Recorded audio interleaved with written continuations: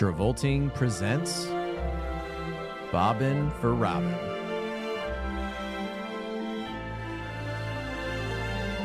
Hosted by Jeff Sweeney and Stuart Elmore.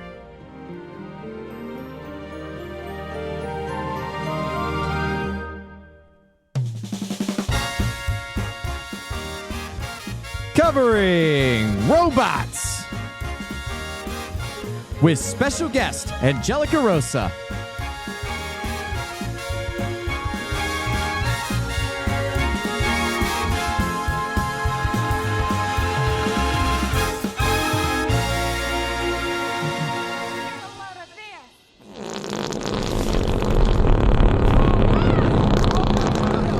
Fanny, we were using our arms.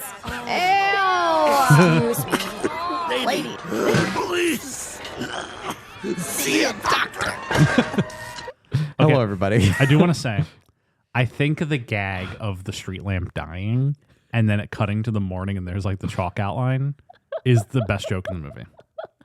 I think chalk line gags always fucking hit. They do always. They're always funny. They're always funny. Like in The Naked Gun when there's the one floating in the water. Before we start talking about robots, Stuart, I do have some important Travolting news to share. Please. Brendan Fraser at the Fan Expo Denver reunited with Monkey Bone. Someone brought a little Monkey Bone plush for him. Oh, no.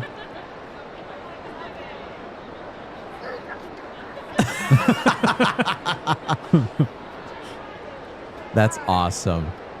He's like messing around with the monkey, having it strangle him. Oh, he's beating the monkey. No. I thought that was very nice, and I just wanted to share it. That's very relevant. I'm glad you brought that up. Yeah. Hello, everybody. And hello, Angelica. Hi. Welcome to Travolting Bobbin for Robin Presents Robots 2005. Yes. Just robots in general. The greatest animated movie of all time. Okay. Questionable. What a story, Mark. We'll tackle that. It is one of my childhood favorites. Look, how many times do I at least a couple of times go up to you and go, hey, you want to watch robots? Angelica does pull out the upgrades, people. Upgrades a lot. That is something you pull out an awful lot. You do pull out the Aunt Fanny. We were using our arm. That you do pull out. I Pull up. remember Making the baby's the fun part. making the babies the fun part is this movie has so much psychosexual tension in it. It's very strange. It does. It does. It's an adult movie. Bender is a It trans not icon. Listen. Trans icon. Yeah, Yeah. he is. So this movie, I remember watching it a few times as a kid, and I have probably not seen it since like 2004. I want to say well, that's Probably like 22 years. you haven't seen it since 2004? Probably. That's weird because the movie came out in 2005. Well, then I haven't seen it since 2005. I was going to say, I feel like I watched this when I was a kid, and then I maybe watched it once, like when I was like in my teens. But then, yeah, no. I watched Ever it. since he started dating me, he has seen robots more than he probably should have. I mean, I think we've only watched it once together as a couple. Oh, then you don't see me when you're not home. How many times you're watching It's on robots? It's Dead Poet Society, robots, Lord of the Rings. Just in on that, an in, that infinite in that loop. trinity. Yeah. But yes, we're talking about 2005 Robots by 20th Century Fox Animation and Blue Sky. Very notable for the Ice Age franchise. Yes.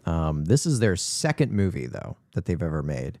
Ice Age being their first one, and then they made Robots. This is Robin Williams' return to like voiceover animation role. Ever since Aladdin, King of Thieves, he's not been in any animated movies like since then.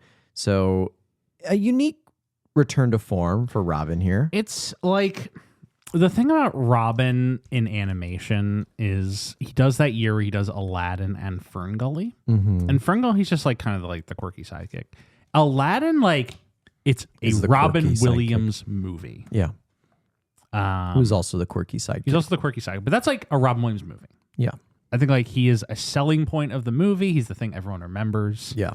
And so it is a little bit of a shame that like he comes back to animated movies As the quirky 10 years sidekick. later. Well, it's a quirky sidekick, but it's also just like he's just kind of like He's one of part of the cast. I was going to say he's one of many names. He does get the and credit on this one. He gets the and because he's Robin Williams, but like in terms of Fender's plot relevance, it's not like a genie. Like Aladdin is about the genie, right. like Aladdin's the main character, but the genie is the plot of the movie. Yeah. And this like Fender's just like present. You He's know? there. He's around. I'm singing in the oil. I'm Singing in the oil. All their work and That's toil. the thing where it's just like this movie kind of like rejects a plot frequently to just like do a bit. Which, for you to say that is a little odd for the context to be negative. I Like you said that like it's a negative, Jeff, and I have to push back a little bit. no, there are bit heavy movies that I'm very into, but unless Avatar be one. No, Avatar is just a good movie. Everybody thinks that my thing with Avatar is, but I genuinely like those movies. I know you do. I think I know all you three do. of them are great. I also think that they stopped the plot for a bit. No, they stopped the plot to let you luxuriate in Pandora. Yes. But so there's actually a movie I really want to draw a comparison to today, and I want to talk about a lot. Okay. Is Cars. Ooh. Comes at the same time. Ooh. And I think Never thought about what that. Cars and robots do differently is very interesting. Yeah. And it's why overall I quite like Cars. I don't Yeah. think it's perfect, but I quite like Cars. Uh-huh. And I have a lot of problems with robots. And I think like it's interesting what they both do differently and what they Yeah. both do similar. Can I take a gander guess? Because they're both movies about like a mechanized society, for lack of it's about like our Right. world, but with robots, more or less. Exactly. It's like it's our world, but these are the population instead of Yes. type movies. It's like robots, toys, bugs, things like that. Yeah. And naturally, with those types of movies, you open yourselves up to puns, gags, Yeah. bits, things like that. And Because my, what get- my keep going. guess is like Cars does have that, like the oil change joke or the asphalt joke or like the exhaust or the bumper sticker joke. Like there's things Yeah. like that, but it doesn't get drowned out in those bits. Where, correct me if I'm wrong, I feel like this movie kind of gets drowned in the bits a little bit. Yes, too but much. I also feel like what this movie, to start with a positive, what this movie does better than Cars, the fatal flaw of Cars is that Cars sets itself in the real world, which makes your mind melt when you start to think about it. Because Right. it's Route 66. It's Route 66, which like we'll get into my positive about Cars, but like when you start thinking about the world of Cars, you're like, okay, yeah, he's a race car, he's in NASCAR, that makes sense. Yeah. And then you're like, oh, and he's in this old town, and there's a surplus shop. Oh, and it's World War II surplus, which means there was a car World War II, which means there was a car Holocaust, which means there was a car Hitler, which means there was a car World War I, which means there was a car assassination of Franz Ferdinand, which means there are religions, which there's a car Pope in Cars 2, which means there's a car Catholicism, which means there's a car Christianity, which means there was a car Christ. Which Is means there there's a car football? car god. Yeah. Yes. But that is, and I like Cars, but that is the fatal problem with Cars is it sets itself in the real world too much to a degree that like you can't not think about these questions. Yeah. Robots, what it is smart to do is never connect this to the real world. This is a world of fantasy, Yeah. and like completely fictionalized, fantastical realm, Yeah. and you don't have to think about it Well, Yeah. because it's just a world of robots. I will say there is a mechanized Sid the Sloth, which then implies that there is a robot ice age. Which would be That that implies that there was robot Dinosaurs. dinosaurs. But like that at least works. It's just like a bit. Yeah, it is just. I can't like. You're exasperating. I am so, Like, cars can radicalize me in a way few movies can. Because here's the real question: there's a car TSA. Yep. Which means there was a car 911. Stop. Begs the question because You know. planes in the Cars world are sentient. Yes. Were the planes hijacked, or were the planes the themselves The radicalized? terrorists. Oh my god. Like these are the honest to God questions that Cars forces you to interrogate the world. Which means there's a car Islam, which means there's Yes, car it ties Christianity, which into- means there are car crusades. Yes, it ties into the whole thing. I like to think, what kind of car would Jesus be? Because here's the thing. In the world when they meet like the old car, it's a Ford Model T. Yeah. And there are no Which is cars the first before that. What? Exactly. Fucking exactly. They're carriages? Are they just carriages? Like- Wagons? Was it a wheel? It's like that line in Transformers 2 is like, my father, he was the wheel. He was the fast wheel. It's like, what does that mean? It was first was a rock. But Robots, to its credit, is very smart in how it just builds the world. Yeah. That it's never like, there's never a part where they're like, yeah, you know, when the humans all disappeared or anything like that. Right. They leave the humans out of it. This is a world where humans do not exist. They did not exist. It is just a fantasy world of robots. Yes. I never watched this movie, and I'm like, but wait. You want to buy a watch? Don't buy us. We're fakes. Yeah. Like, I am able to just tap into the Looney Tunes, like, suspension of disbelief for that stuff. Yeah. In a way that Cars does not allow me to. Mm-hmm. Now, the flip side, what I think Cars does really well is tell a, like, really human story in a way that I don't find in Robots. Because Cars is like... She's going to disagree with that. Cars hugely. Cars inexplicably a movie about the collapse of the American small town due to the interstate system wiping out commerce for like it's like a very weird thing to make a kids movie about cars about, but it is a deeply human, like, emotional story. Can I argue something actually real quick? Yes. I almost think Robots has a better point to it than Cars does, and it's for different reasons. Robots has a more universal point. Cars is about conformity. Cars is about Conform to your type. Robots. Cars. Cars, you're a race car. Lightning McQueen's a race car. He's a race car. Does he ever decide at the end of the movie, maybe I don't want to be a race car? No, he moves. No, he moves becomes to a race Radiator car. Springs. He brings commerce back to the town. Yeah, but he remains a race car. He does remain a race car. And then there's the sheriff cop that is always a sheriff. Tow Mater is always a tow truck. Like, Yeah. what if I was a army Jeep that wanted to be an artist? Yeah. There's no point in that. Well, that's not what that movie's about. But that's what I'm saying. Whereas Robots is about like upgrade, Yeah. shiny. It's No, like Robot. we were talking Stuart, about it last Stuart, night. Stuart, That this movie is decidedly not about upgrades. What? You just said Robots is about upgrades. Robots is specifically not about upgrades. It's about rejecting upgrades. Well, that's my point. As in, Robots is specifically about, at least to me, because I was getting Yeah. a little argumentative over this. To me, it's a story. It's a social story, where like Cars is, you can argue, more personable on a small level. Robots is a much bigger social story about, in part, capitalism. Yes. And in part, with that coming beauty culture and having to change yourself in order to be seen. And you can even argue it's also about class, where I think it hit a lot of notes for me, I think, especially as a kid, of like how low income and the rusted robots who are breaking apart, can't afford to fix themselves, and all of these things have to work against a society that wants to make money and wants things to look new and wants things to be a specific way, which you could argue is relating to the idea of like Hollywood, glitz, glamour, everything, big scale, fancy cars. I even brought up plastic surgery to change yourself to look different and to not be okay with either side of the spectrum. Like, it either has to be shiny or it has to be broken down. Like, why can't I just be me? Be yourself.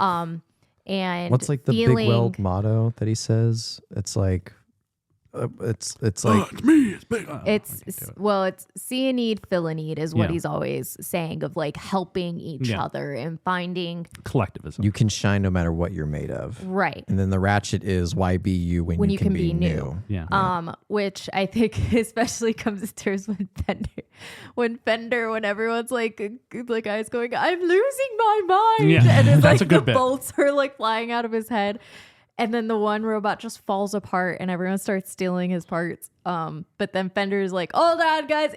Who has insurance? Everyone stops. He's like, all right, everyone come over.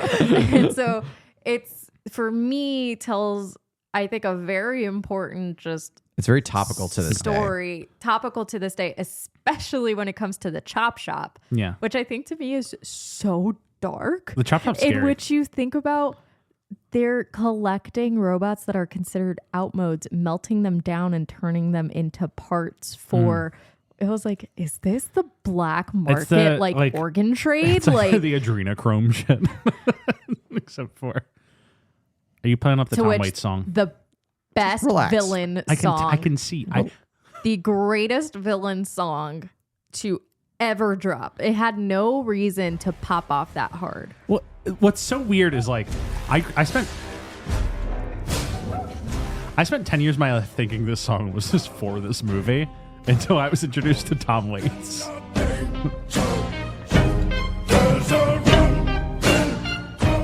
All right.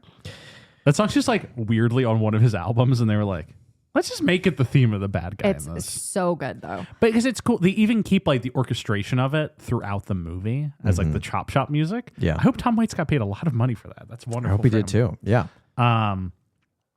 I agree. I think my only thing where I gave this movie like 3 out of 5 stars in Letterboxd, and part of that was because like while I do think this movie gets almost too in the weeds with its social commentary and bits. It's the triad. It's like you have your bits, your comedy, your fun, you have your social commentary, and then you have your interpersonal plot. And it's missing that. I don't feel like I connect with Rodney Copperbottom as much as I want to. And that's where the movie fell a little bit for me. Because I think the movie has really, to Angelika's point, like the movie has really strong social ideas. Yes. So, you know, the movie even ends with like the workers uniting to fight the corporations. Very like pro-union story. Yeah. Which bringing up that point, the Russo brothers, I see you. I see you. Did you watch The Electric State? No. No. I am talking about the moment in which they are surrounded by the enemy. There is only the select few robots that are there. And then all of a sudden, Piper appears. My little namesake girl from Robots. Mm-hmm. Oh, is she named after the robot? She's named after one of the sisters from Charmed. He picked it for Charms. I agreed because of Robots. Mm-hmm. So anyway, she appears and she's like, "Did I miss the butt whooping?" And the wall falls down, and then it reveals everybody there. robots. That is Endgame. Russo brothers, I see you. I know you stole from Robots. Gandalf, Rohan stands alone. Not alone. But what I think the movie, like, it has a really strong like idea behind it. And what it I do think successfully says. His dad's got 1 foot in the junkyard and not a lot of miles left. What I think the movie ultimately, the problem I have is like the bits are so long. Yeah. That it's like takes me like. Well, again, like I miss a lot of the interpersonal Rodney Copperbottom Because this story. movie's like what, 90 minutes long? 95 minutes? Yeah, Yeah. about that. I will say, I think this movie almost to me, I think why it holds my attention, I don't have ADHD, but because of the bits and how it like will go from story to bit to story to bit is like kind of like to keep your attention It's for into kids. it. It's 100% for kids, but it's also for the adults who are 100% tuning out. Yeah. And then a bunch of the bits are, if you actually like watch it, now that I'm older watching them, I'm like, oh, some of the jokes I didn't get as a kid, a lot of them are meant for the adults to be like, hey, hi, I know you think this is just a child's movie, but this is also Making very the baby's the relevant fun to part. you. Yeah. Oh, honey, you missed the delivery. Making the baby's the fun part. Diane Weiss as the mom. Honey, So good. what's that part over there? We did want a boy, right? This won't hurt a bit, son. Because, but what does he use? Whatever. Valid. Is like when they like get to the city and they take like the transit system, you know, God. Yeah. that like is like a 5-minute long Rube Goldberg machine. Yes. And I'm like, what if this was just 3 minutes long? Yeah. Because like by the time we get to the hammer, I am just like, okay, like this was a lot of fun ideas. Mm-hmm. I kind of just want to, I want to see the next scene.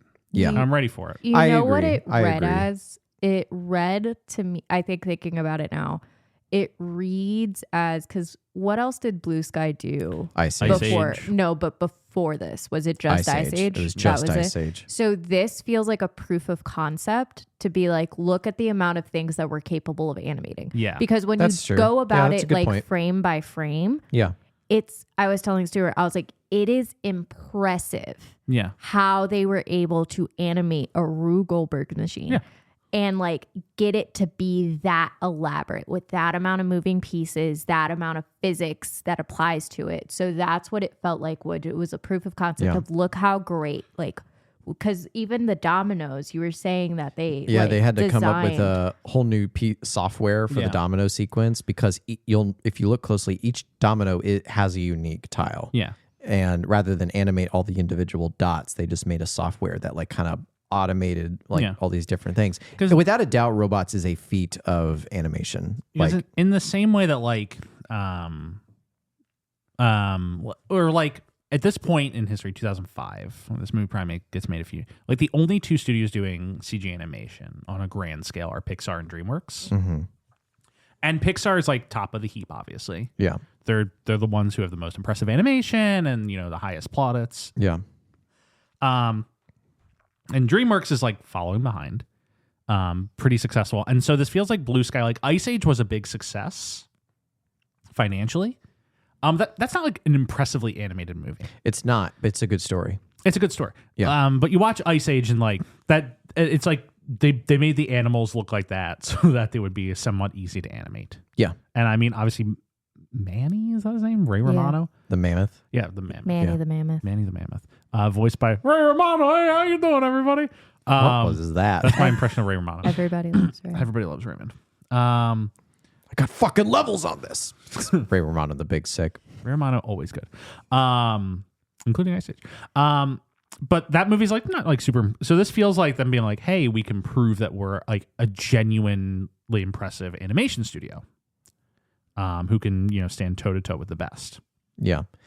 With the point you were going on, Jeff, I agree. Ice Age feels like, listen, like we might still be a little bit rudimentary in like certain animation techniques, but we can tell a good story. Robots, it's like they took all that cash that they got from Ice Age. They're like, okay, now let's go hard in the paint on the animation. And I feel like the story suffers a little bit because of that.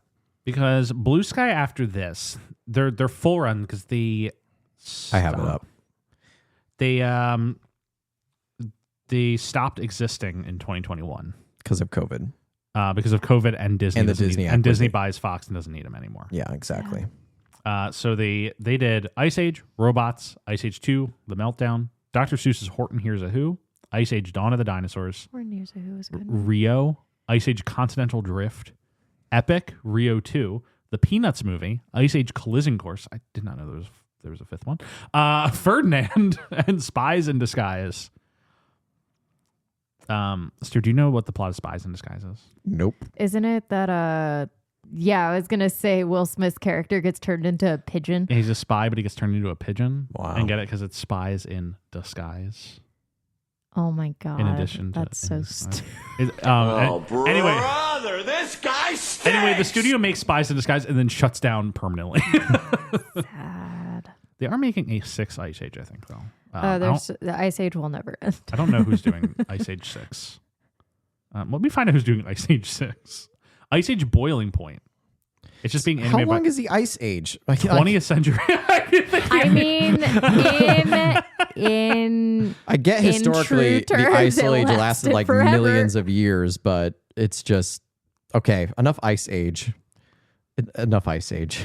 it's enough. But obviously, like they're capitalizing off of Ice In Age for October robots. Like 2025, Sean William Scott, the voice of Crash, stated in an interview with Aaron McLaren from The Direct that he did not expect his character to appear in Ice Age 6 and believed he would be killed off because the movie doesn't need 2 opossums. That's an insane sentence. What the fuck? Who's interviewing this guy about being? Who's interviewing Sean Scott about being in Ice Age 6? they're gonna kill me off. Who needs 2 Because they don't need 2 possums. Oh god, that's funny. That is an insane interview quote. So Robots, robots. directed they- by Chris Wedge.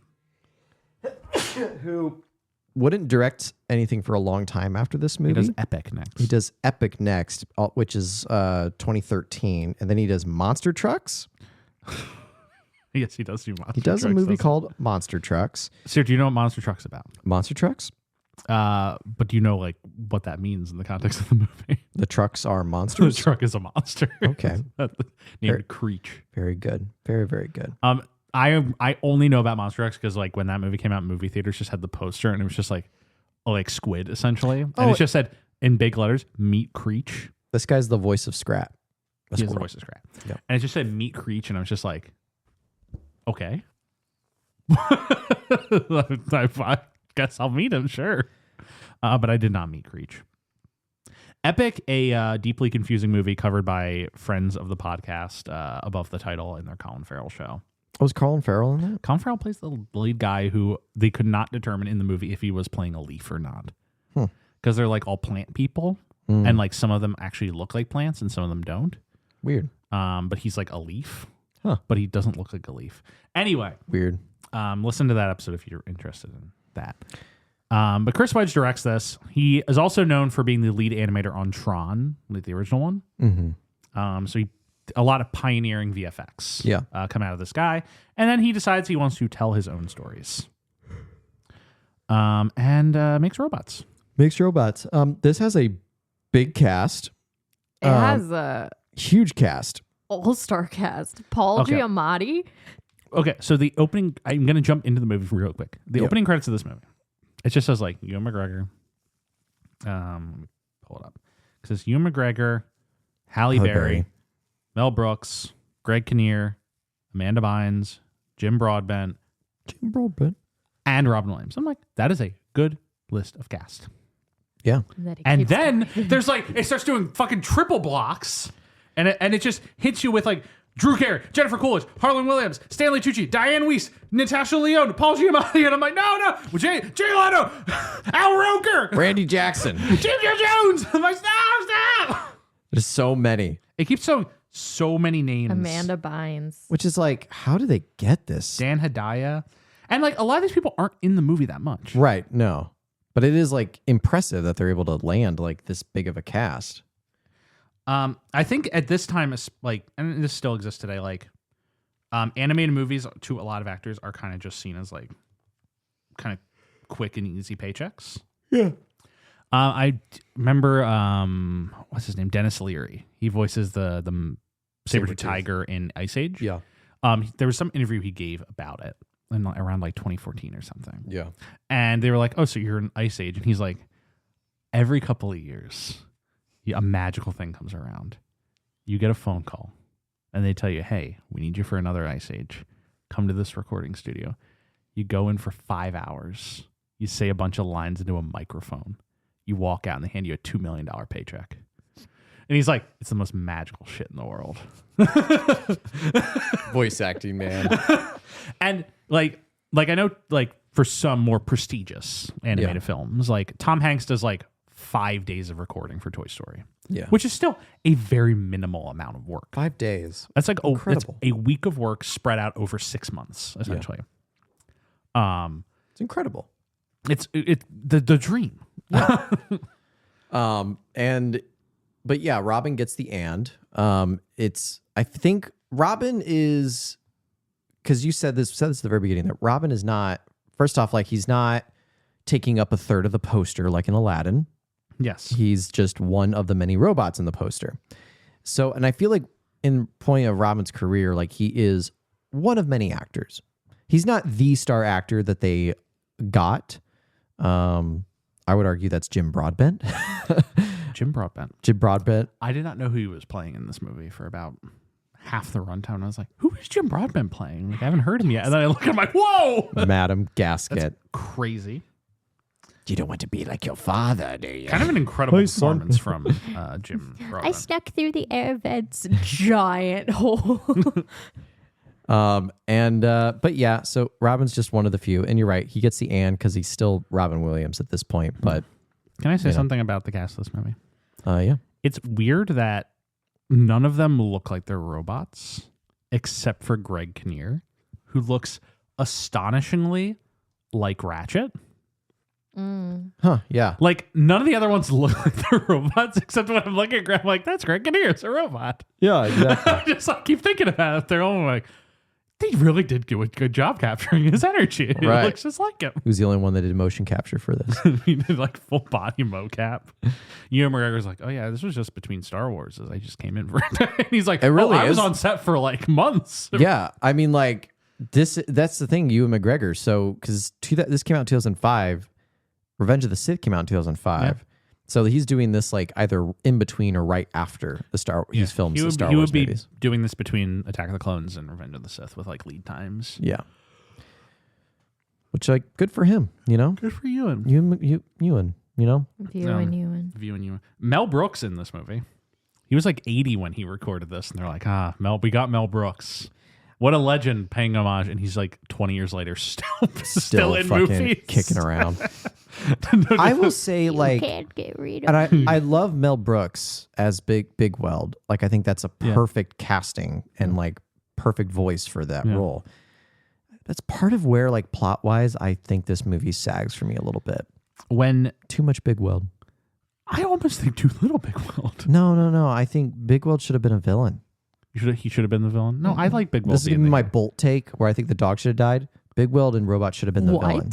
Yeah, the dog and Bolt should have died. No, Stuart was crazy What for that one. And he's wrong No. for this one too. No, I'm not crazy. Big no. Weld should have been the villain. No, the whole thing is about defeats capitalism and his whole thing about never meet your heroes. So of course, like the whole thing is you want the Up thing where they meet Charles Lindbergh and he's a bad guy. Well, yeah, exactly. But like this is before Up. But my point being is like this movie is pressing you to think that Ratchet is the new CEO of Big Weld Industries and it's his idea to do all this outmode and upgrade stuff.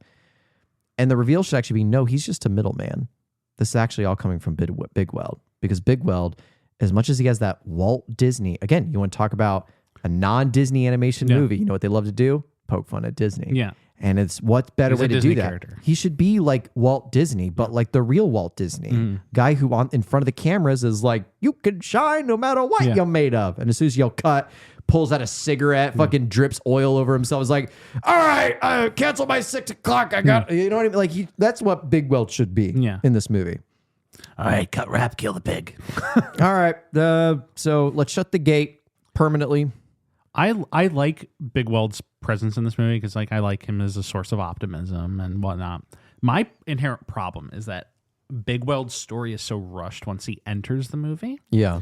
Because like they jumping ahead of the plot, but they basically like, meet him. There's the domino thing. Yeah. Big Weld is just like, Ratchet beat me.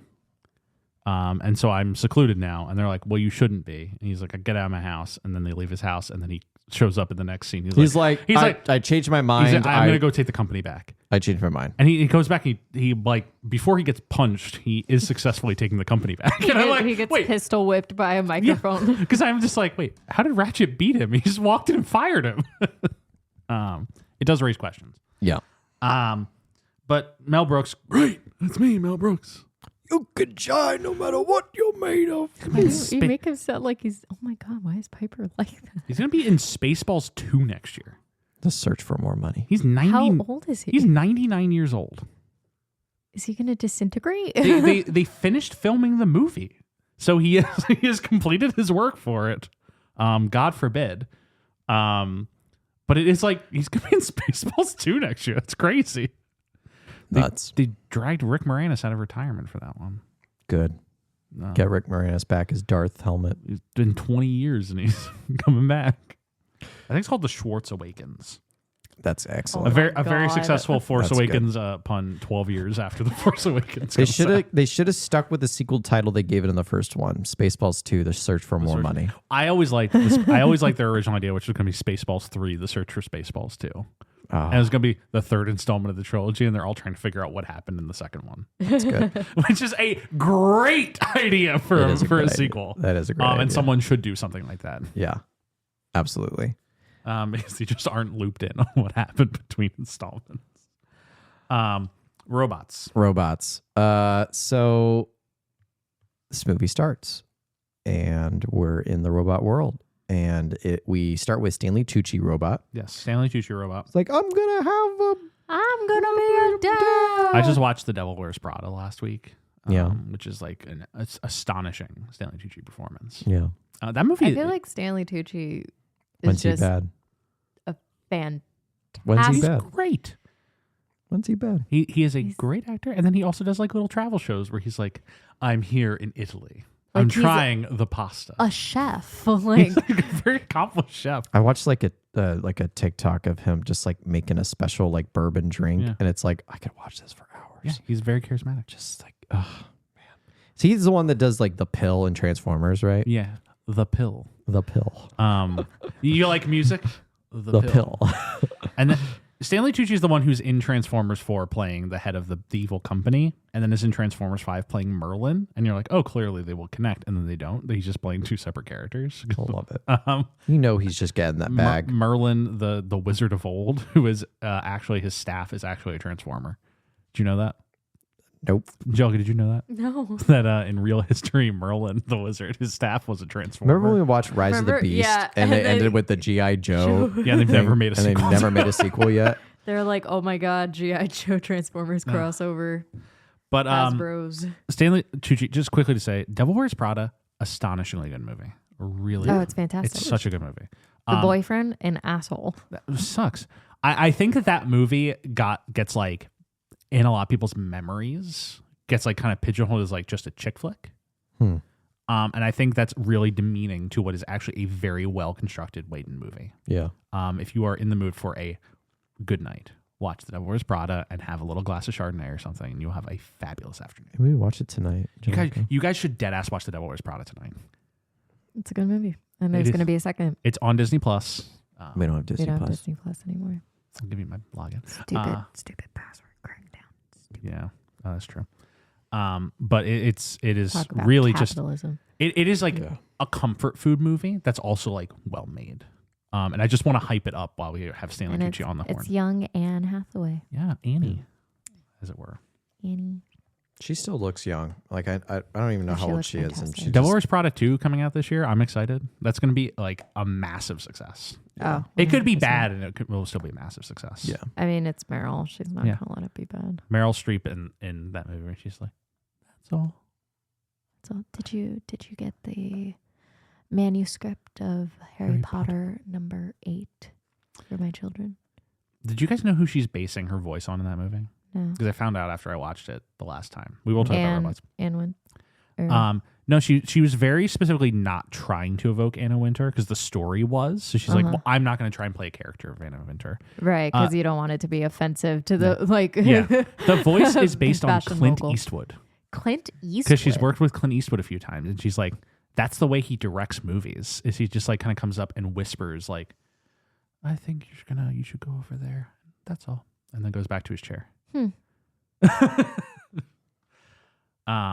But I found that interesting. Anyway, Meryl Streep not in this movie. Clint Eastwood not in this movie. you know who is in this fucking movie? Stanley Tucci. Stanley Tucci and Diane Wiest, who are playing robo-parents. Making the babies the fun And part. he gets home, and she says the classic line, "Oh, I'm sorry, darling, you missed the delivery, but that's okay. Making the babies the fun part." Very sexual tension in that Yeah, line. they literally play like 12 hours sax of music. labor. 12 hours of labor. But it was worth it. Two things. Diane Wiest, the perfect casting for this. She's always good as this character. Yes. She plays this character type a lot. We talked about it on the show several times before. But she's always good at it. However, I will say that character kind of gets shafted in this movie. Oh, not enough. They're only concerned about the dad. They're like, Dad, we're going to let you fulfill your lifelong dream with a mom. It's just standing She's like, hello. I do think it was, I told Stuart, I was like, oh my God. It's so refreshing. The main character's parents doesn't die to prevent Yeah. the plot. His His any other dad's Disney 1 movie, foot it's like- Yeah. in the junkyard. He's dying, but he doesn't die. But and they're even nice then, to him. They're not they're evil so they're so step-parents. supportive. I thought it was a beautiful like father son relationship where he always like believed in him. Like in the end when he was like, Dad, you gave me the only thing I needed. You believed in me. And I was like,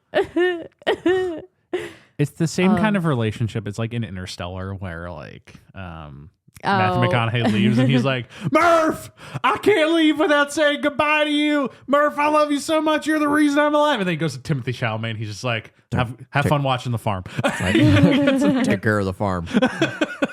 Like, it's a very similar relationship. Just fuck you. Where he's like, Dad, I'm going to Robot City to make you proud. And Mom, I will see you next time. Bye. But yeah, and Rodney is created, which opens up. Did they have to buy Rodney? Do you purchase a baby? I was telling Stuart. He was like, because you mentioned that, and I was like, well, that's just a commentary on when women give birth in hospitals, and then you get smacked with a multi-$1,000 bill, and then I know there's a charge that I was told about because obviously I haven't had a baby. But there's the way that they end up charging certain things is like horrific. Yeah. Where even like the first hold like a mother has with her baby gets charged. Like a convenience fee for it's like a you hold your baby. convenience fee. That's like absolutely ridiculous. Yeah. So I think that was the commentary of like, yes, you bought your baby, but it's a sense of also like you have to pay the hospital for your baby. The Pit started up this Friday, and thank God for I it. need to start watching it. There's a character who like is really concerned about like getting additional surcharges in the hospital, and just being very like selective about what treatments he gets. Don't spoil it. But very similar to what you're talking about. But yeah, Rodney, and then so yeah, maybe they had to purchase Rodney, or maybe like a crane dodo bird dropped it off in a little sack.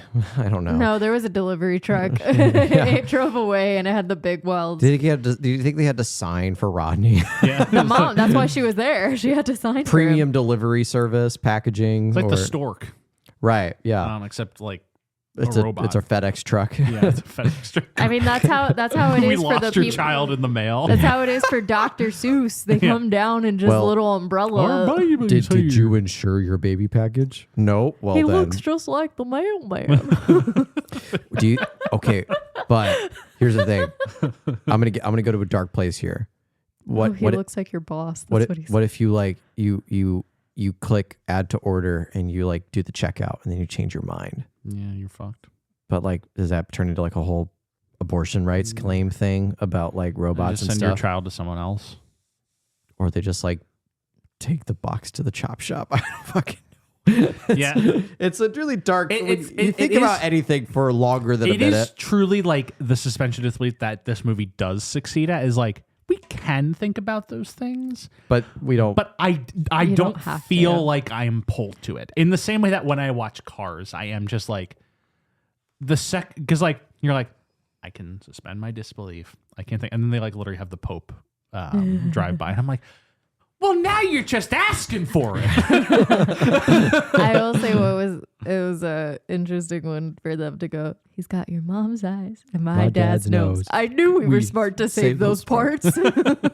Like, I guess you just eventually get rusty and die in this world. He's got your apparently. It's all fucked up, but it's funny.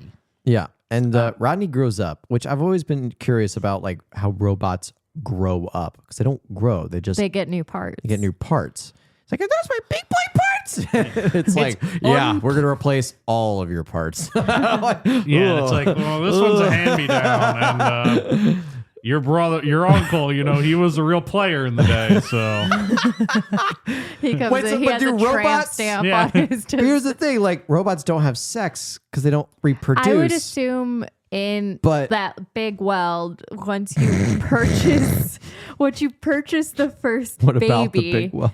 Hold on. When you purchase the baby, that every like milestone they send in a new box that has like the growth parts, and then Sure. everything else outside of that, the accessories of clothing, that is like Yeah. up to you.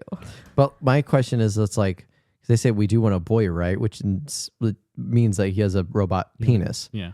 But that would imply He doesn't that have it the rest of the movie, seemingly. It's Unless because think it about it. pops Because out. when Fender It's shook in his the Shape butt, of Water when she's like, but look, when Fender shook his butt, and then all of a sudden his ass literally falls out, yeah. and then you just see the two joints. Those are his cheeks. So you could think of that metal plate as essentially underwear. Yeah. So then it would have to be on the. I don't like that I'm talking about this. Yeah, I'm gonna be done Do with this. robots fuck in robots? I promise anyone listening that I don't think about this. Because we do know that there are sexual relations in this. Because Big Weld's like, hey, who's the lady over there? It's like, but why? Who's It's like, the I don't lady know, with the I'm big keister? I'm a big guy. I like big women. It's like, no. Like, so that implies that he wants to like romance but Aunt Fanny. also when we go into the limo, she hits the button and it's like, Yeah, he does have a sex bed room in his rolls limo. Yeah, so and she's again, like, oh man, do robots fuck in this universe? The implication is yes. I have to know. I mean, to humor the question. Jeff, you are not interested in this conversation. No, to humor the question. It would not be hard to have a socket and a plug. Like, I mean, that was already that is the best. Pictures. It's like one of the best jokes in the movie is the two restrooms. It's Yeah. like the One's the plug, one's the socket. The 3 socket, and one's the plug. Yeah. It would not be hard. Like Avatar and the braids. Yeah, it's like the Avatar and the braids. It's the exact same philosophy.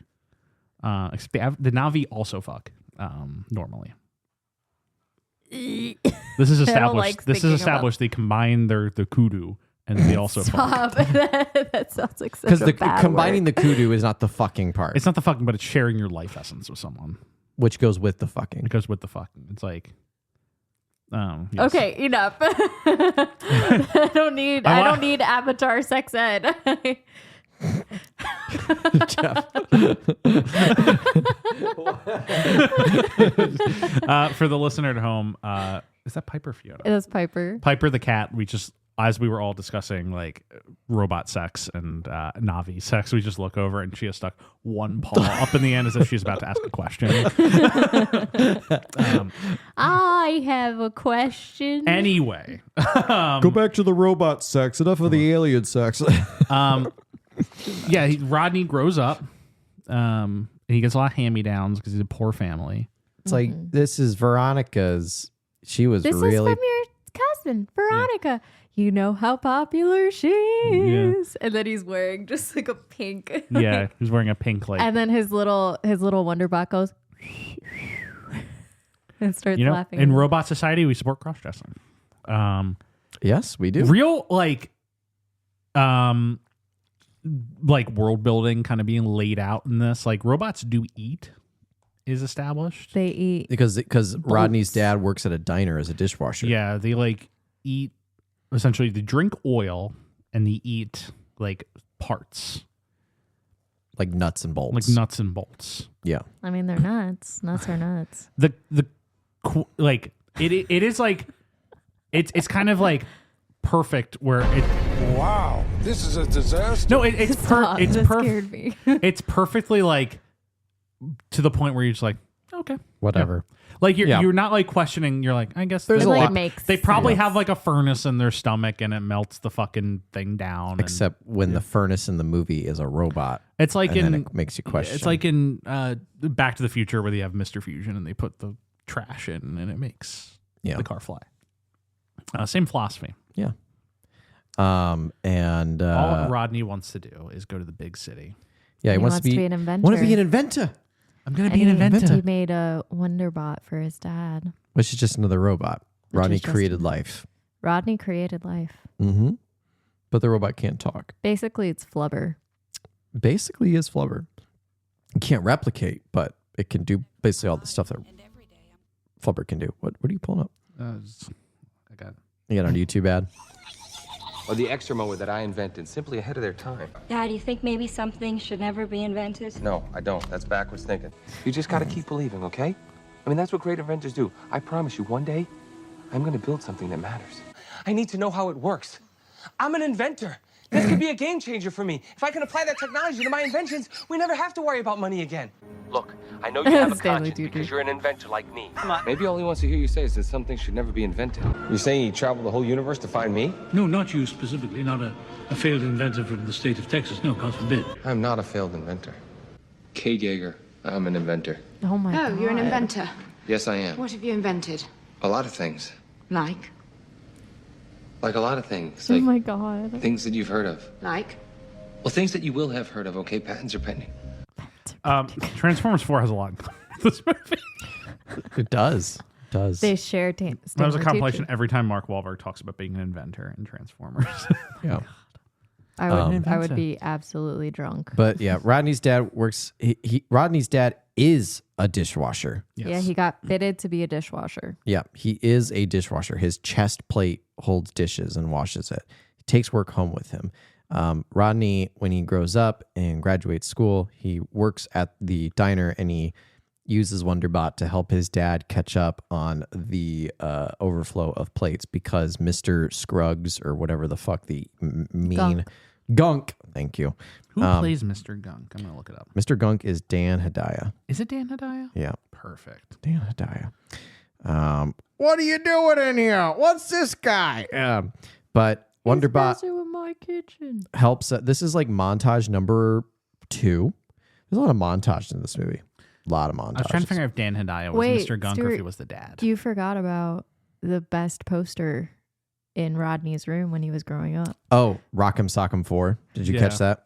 Rock'em Sock'em 4 was good, and then You'll Red Believe a versus Bot Blue. Can Fly. Yes.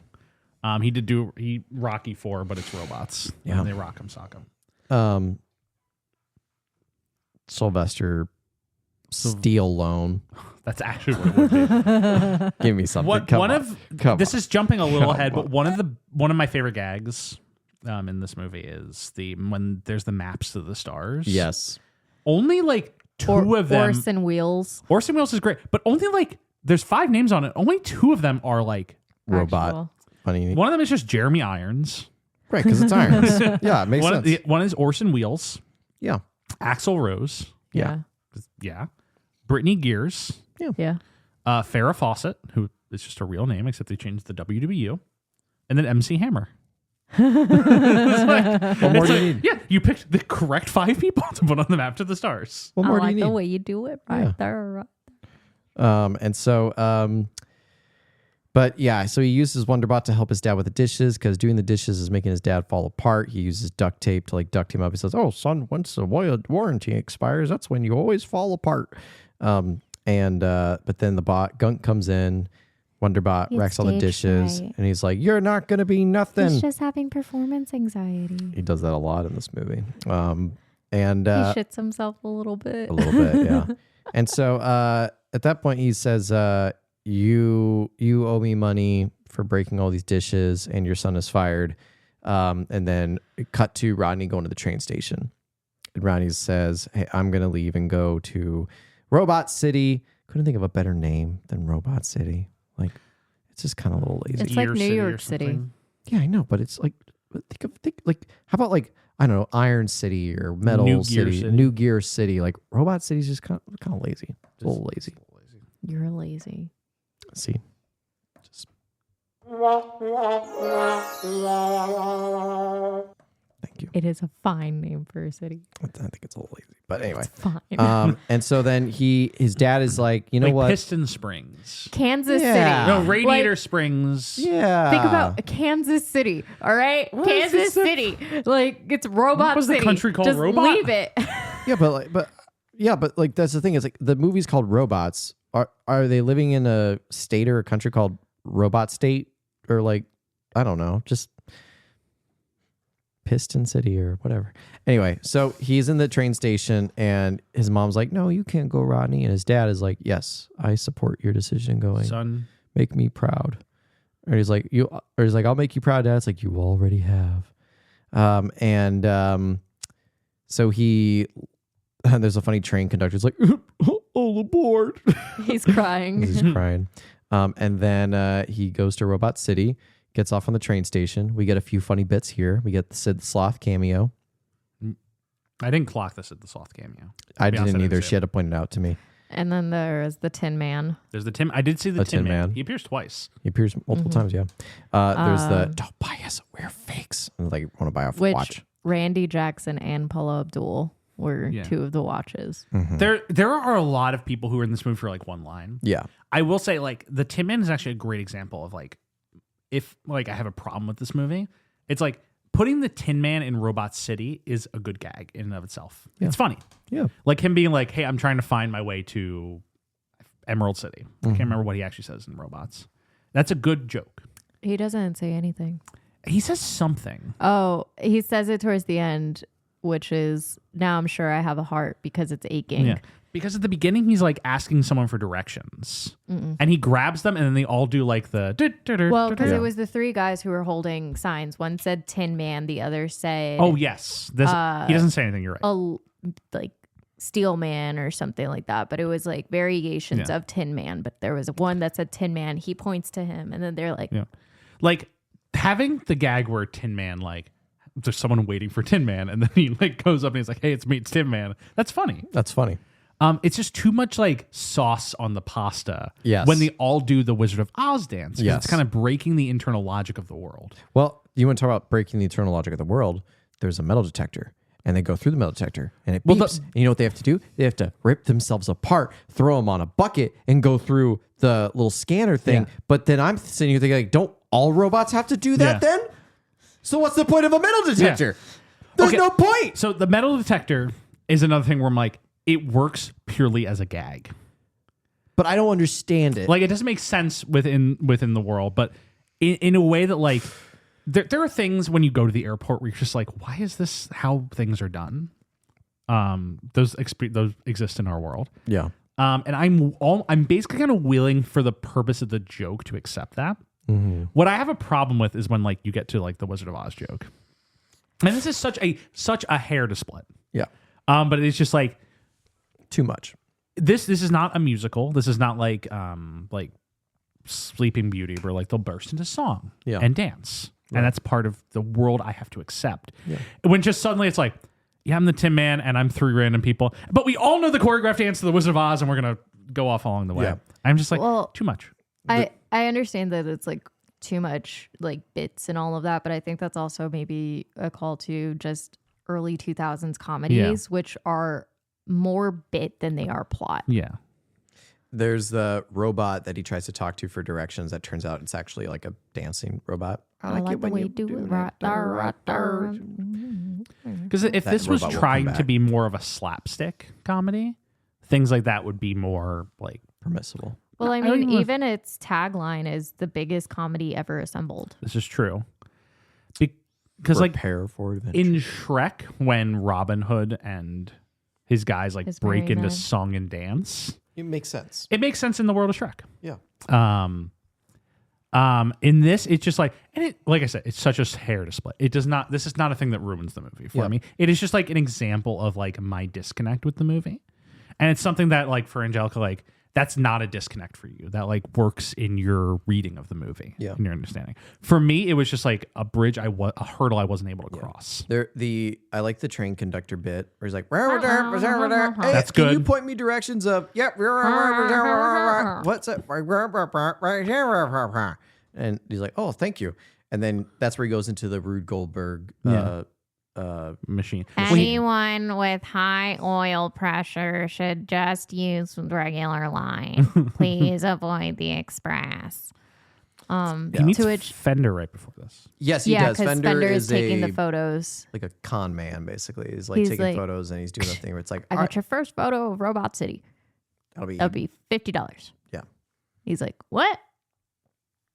He just keeps taking pictures. He's like, give me those big anime eyes.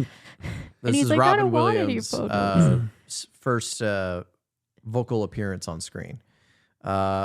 He's good as Fender. No, he's good. He's good. He's doing like it. This very much like this is an undirected Robin Williams. Like I don't. They just let him go off. Yeah, they're just letting. It's like they're like, okay, so what's the role? It's like you are a robot that's constantly falling apart. And you're sort of, you're just sort of haggling for money all the time. And you're always broke. Okay, got it. It's like, give me those big anime eyes. And yeah, they just let him go. Because like there's a line between like Robin voiceover roles, such as like in this, which so like he is there to be a comic figure. Yeah. Versus like Aladdin is like a real performance. Like it's very funny in Aladdin. Right. But like at the end, like he's delivering real dramatic work. I would say this is closer to his role as like Batty and Ferngully. It's like Batty and Ferngully. Yeah. Similar. Like he's being deployed for the humor. Yeah. Which is what he is, a comic at heart, and it's what he's good at. So there's no ill will in it. Right. It is just like when you watch Aladdin, like at the end, he's like, oh my God, this is like a performance he's giving. Yeah. I did forget the one detail that I actually really did like about the Rodney Gunk sequence, which was when you see Rodney getting angry, the pressure gauge on his chest starts to like go to the high. So I was like, oh, I really like that detail that they're showing him getting angry, not just in the facial expressions, but in like his blood pressure. His his blood pressure is rising. Yeah. And then so he gets into the express little transit machine, and Fender is there fast asleep. So they get roped into this adventure together, and then we get the 5-minute sequence, as you described, Jeff, of this ball being... Oh my God, we're going to crash. What? Yeah, and he's like, "Oh my God, we're gonna fall off the track!" And he's like, just kidding." But they always get you. They used to have this big hammer. Oh, they brought the hammer back. And then his eye falls off. He's like, "Oh, the things that fall off of me, you just wouldn't believe it." I like this sequence, but I do agree with you, Jeff, that like it is like a minute to 2 minutes too long. Yeah. How old is Fender supposed to be? Probably like 40. Because he is Amanda Bynes' older brother. Yes. So they're like, there's a sibling relationship. I think Amanda Bynes, I think her character is playing teenager. Yes. So I think playing like 16. I think Fender, It's like, I don't think he's 40. I think he's closer to mid to late 20s. Yeah. really? Because of his relationship to Rodney. Rodney is basically like, I would say probably 20-ish.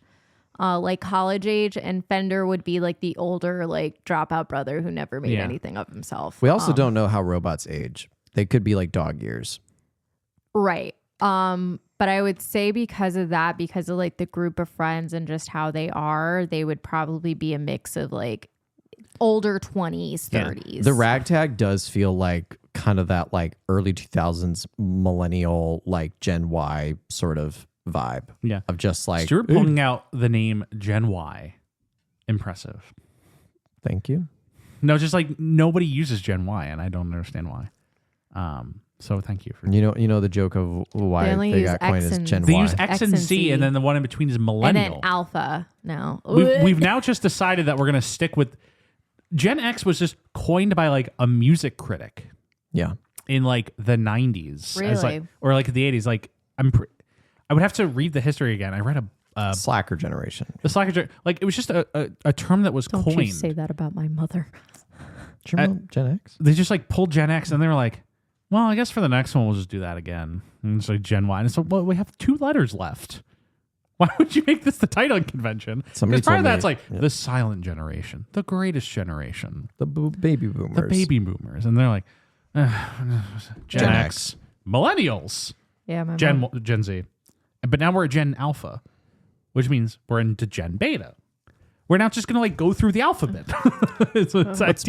I agree though. Let's bring back like the generation titles. like crazy names. Which for is them. why I like how they changed it that because like I think it kind of gets differentiated a lot of different ways for millennial, but it's like now it's like 97 to 01 is like the lost generation because like we fall enough in the middle that we like I grew up with a lot of the 90s things, but I also grew up with a lot of the 2000s things. So I grew up with there was no tech at home besides like the TV static, like touch it, it's warm, it sizzles.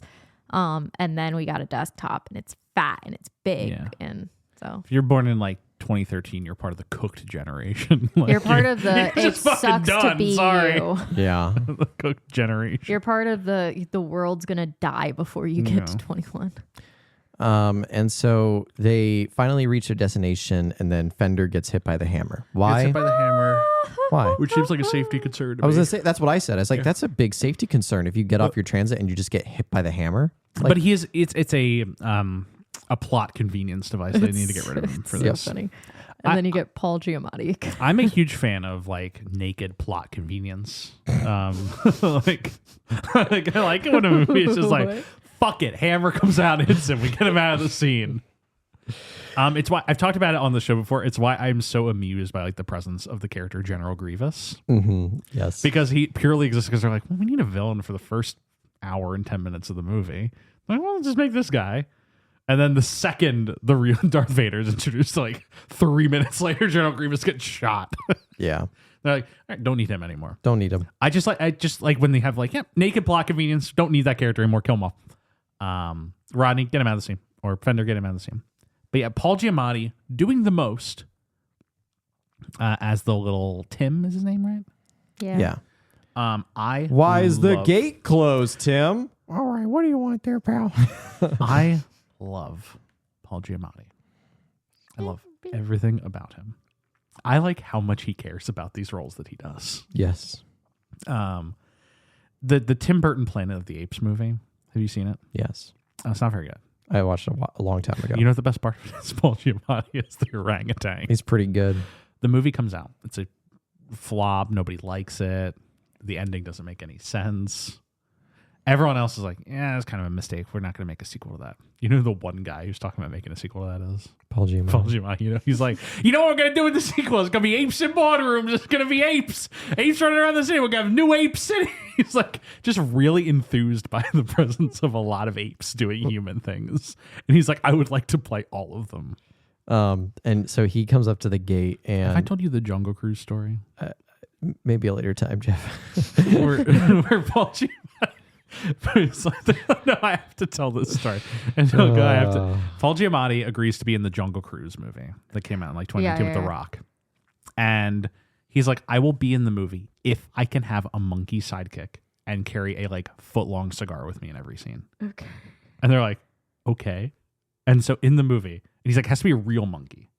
And so in the movie, every Paul Giamatti scene, he's just like a monkey on his shoulder for no plot purpose and has a massive cigar. And it's just because he insisted those were his conditions to be in the movie. What a story, Mark. Oh my God. I find him so amusing and I love him as Tim.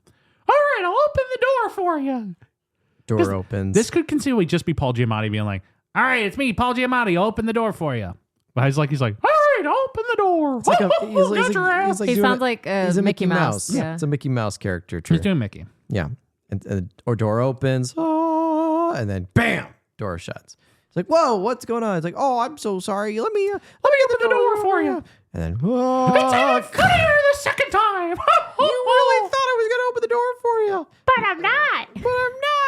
Get lost, kid. Get lost, freak. And he uses Wonderbot to like fly up to the boardroom, which there's a conference being held by Ratchet, Cappy, who is played by Halle Berry. Yep. The only robot that actually changes outfits and hairstyles in this entire movie. Yeah. Just calling that out. That's all. That's it. She's the only one that she must be really rich. Well, Rodney and Fender did have like semi outfits. Disguises. But you could say they were outfits. Yeah. They had a mustache. She's like the only one that like cosmetically changes her appearance just for shits and giggles. Why? What is that? What is that? Paul Giamatti is the Rhino. The Rhino in what? The Amazing Spider-Man 2. Oh my! He was the Rhino. In like 2010, Paul Giamatti was on like Jimmy Kimmel or Not something. the Rhino. He was Rhino. Yeah. He was on No, like... he wasn't. No, he was on like... In like 2010, Paul Giamatti was on like Jimmy Kimmel or something. And Jimmy Kimmel just like asked him like, superhero movies, they're all the rage now. If you could play a superhero, who would you be? And Paul Giamatti's like, I'd like to play the Rhino. He had it like right off the fucking dome. He's like, I'd like to play the Rhino. I think that would be fun. And like 4 years later, they're like, we need a villain for the opening scene. They're like, well, Fault didn't say you wanted to play the Rhino. Get him out of the Rhino. And so he plays the Rhino, and he's in 2 scenes of the movie. Wow. I am the Rhino. Look at this fucking picture of Paul Giamatti. Oh my God. I didn't even clock that was him. So the conference that's being held, Ratchet is talking about the new head of the company, played by Greg Kinnear, and in a deceptively looking like Greg Kinnear robot. Yes, and they're talking about they're foregoing manufacturing any more spare parts. They're now fully going for upgrades. There's big shiny Upgrades, parts. people. Upgrades, people. Upgrades. Why be you when you can be new? Eye of the Tiger starts playing. Yeah. And so then like, well, what's going to happen to the people who can't afford them? Well, then they're going to be out modes.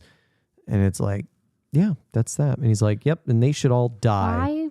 Why buy upgrades when parts are cheaper? Oh, simply we're gonna stop making spare parts. You know, this hit home for me because I was waiting to see whether you were going to I read this had up. to get rid of my car last week Oh no. because it is outmoded. It doesn't exist anymore. I had to go to the chop shop. Well, And I had to buy a new car.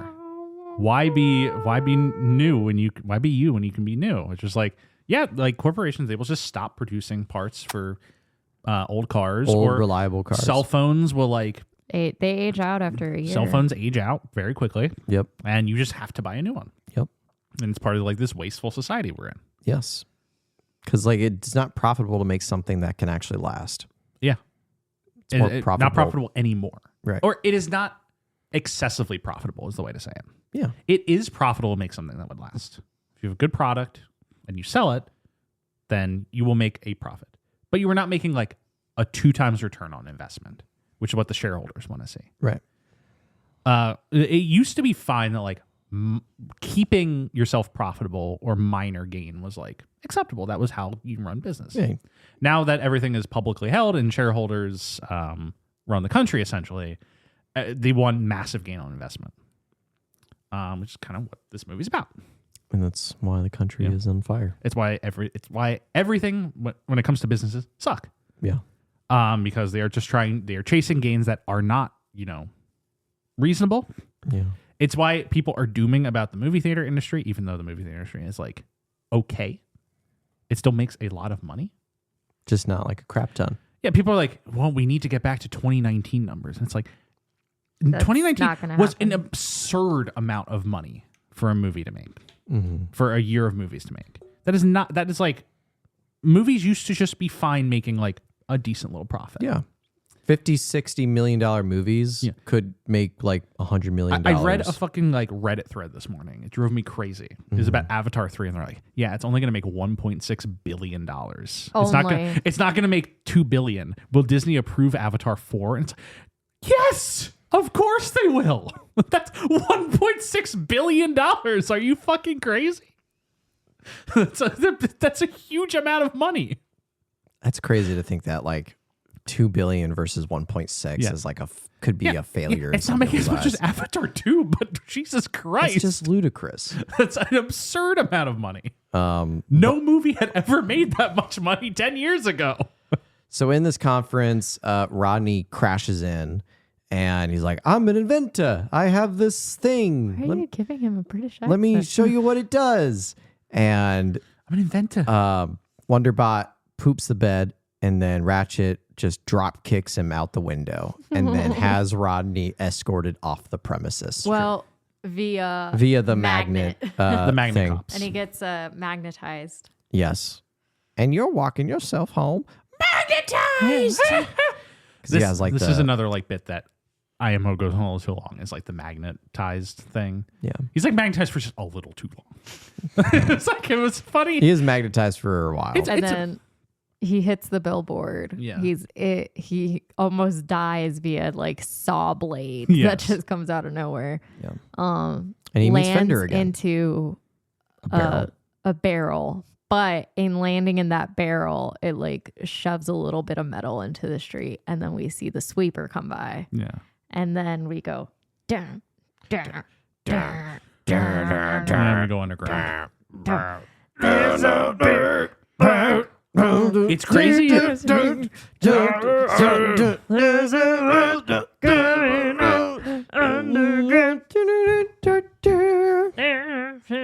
I wonder what that song is like actually about. The chop shop. No, like the actual song. Like, I wonder what he wrote it about. I don't know. He wrote it about the chop shop. This is like when I told Stuart that oh God, the prayer was written for Quest for Camelot. And he's like, crazy. no, it wasn't. He's like, it came out before then. And I was like, no, it was written for the Quest for Camelot. And then he goes like, mind was blown. I found r/Tom Waits Underground's second most popular song on Spotify. Why? It's because of this movie called Robots. All the kids are listening to it. It's a great song. And Fender is trash diving, and he finds Well, this is where we find out about the about the chop shop. Oh, and yeah, all the that. chop shop. So chop shop first. Yeah. So basically the sweepers. So help me understand this. Because the sweepers are picking up like robots that collapse on the ground and just rust, and it sweeps them up. And they're essentially dead at that point. The robots are. The old robots, the outmodes. You would hope. You would hope. But then it delivers them to the chop shop where they get melted down and turn it into shiny new parts. Right? Like, it's not that like sweepers are hunting for living old robots. But they react to sweepers like they are, but they're not. Right? Well, I don't think the sweepers detect whether or not a robot is alive or dead. or dead. Right. It's just So I it's a think straight sweeper. They're just I think- sweeping the streets. But I think I feel like there must be some recognition of like, because it has eye, right? So I would have to think there would be some like recognition of like out mode serial numbers. I just want to stuff know like if its that. purpose of why it was built was to pick up living old robots or just collapsed dead robots like a street cleaner would of like trash on the street. Yeah.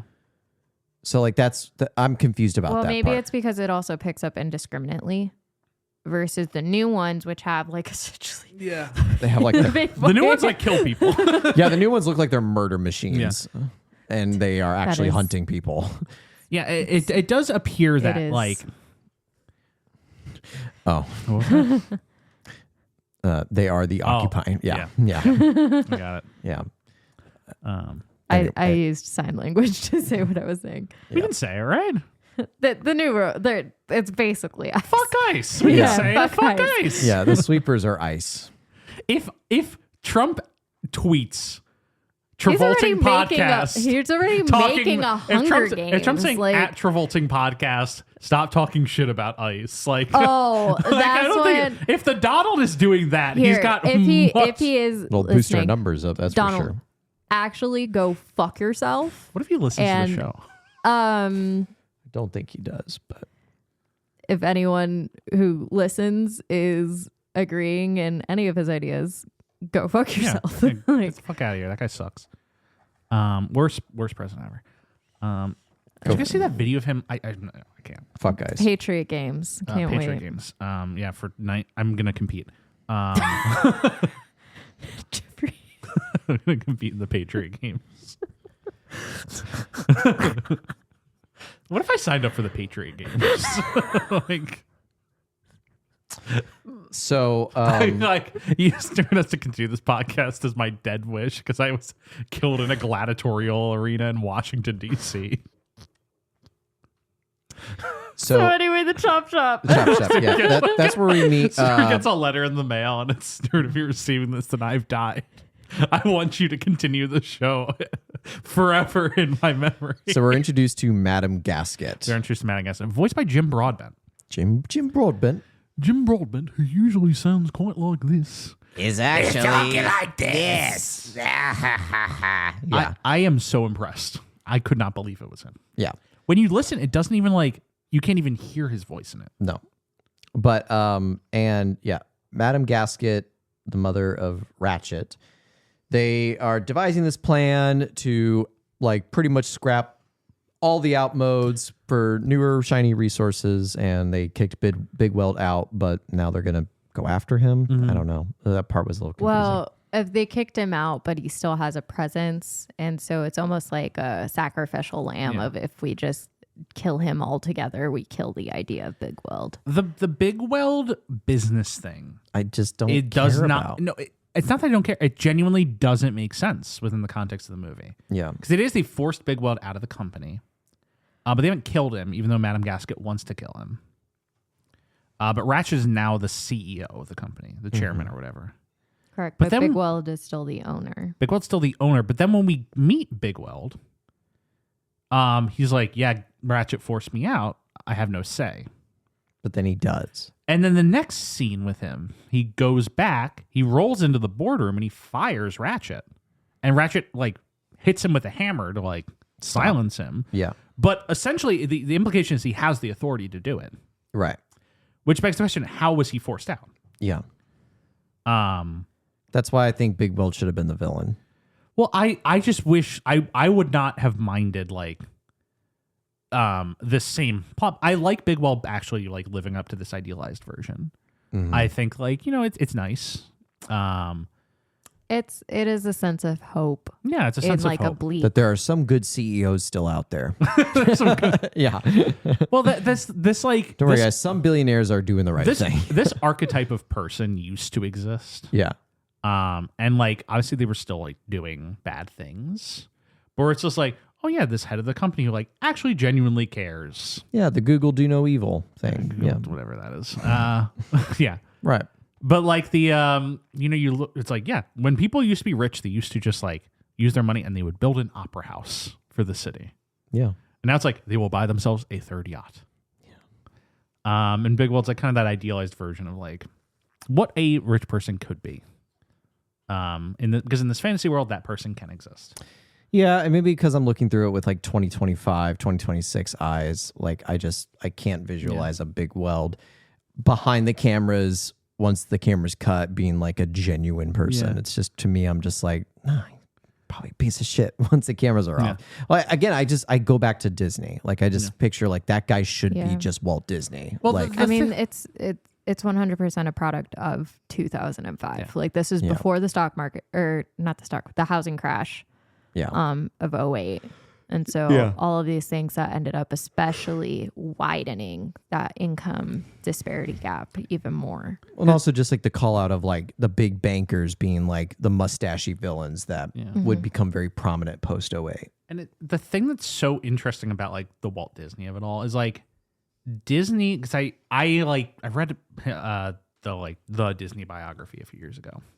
And what's so interesting about like him as a persona is like off camera, he was still kind of that person, but there also was the like hard edge side. Yeah. And it was like, because he believed so strongly in like, use your imagination and we can make anything happen and build a world of fantasy. It's weirdly leads him into like being an anti-union guy. Well, yeah, like, it's the John Hammond bit from Jurassic Park. It's the like, John Hammond thing. You have all these good intentions and these whimsical ideas. It's the exact same idea. You know, how does the sausage get made? So because it's like the dinosaurs eating people. The difference between like a big weld and like big weld is like, imagine if that person actually just was themselves. Very good, heartfelt person. Yeah.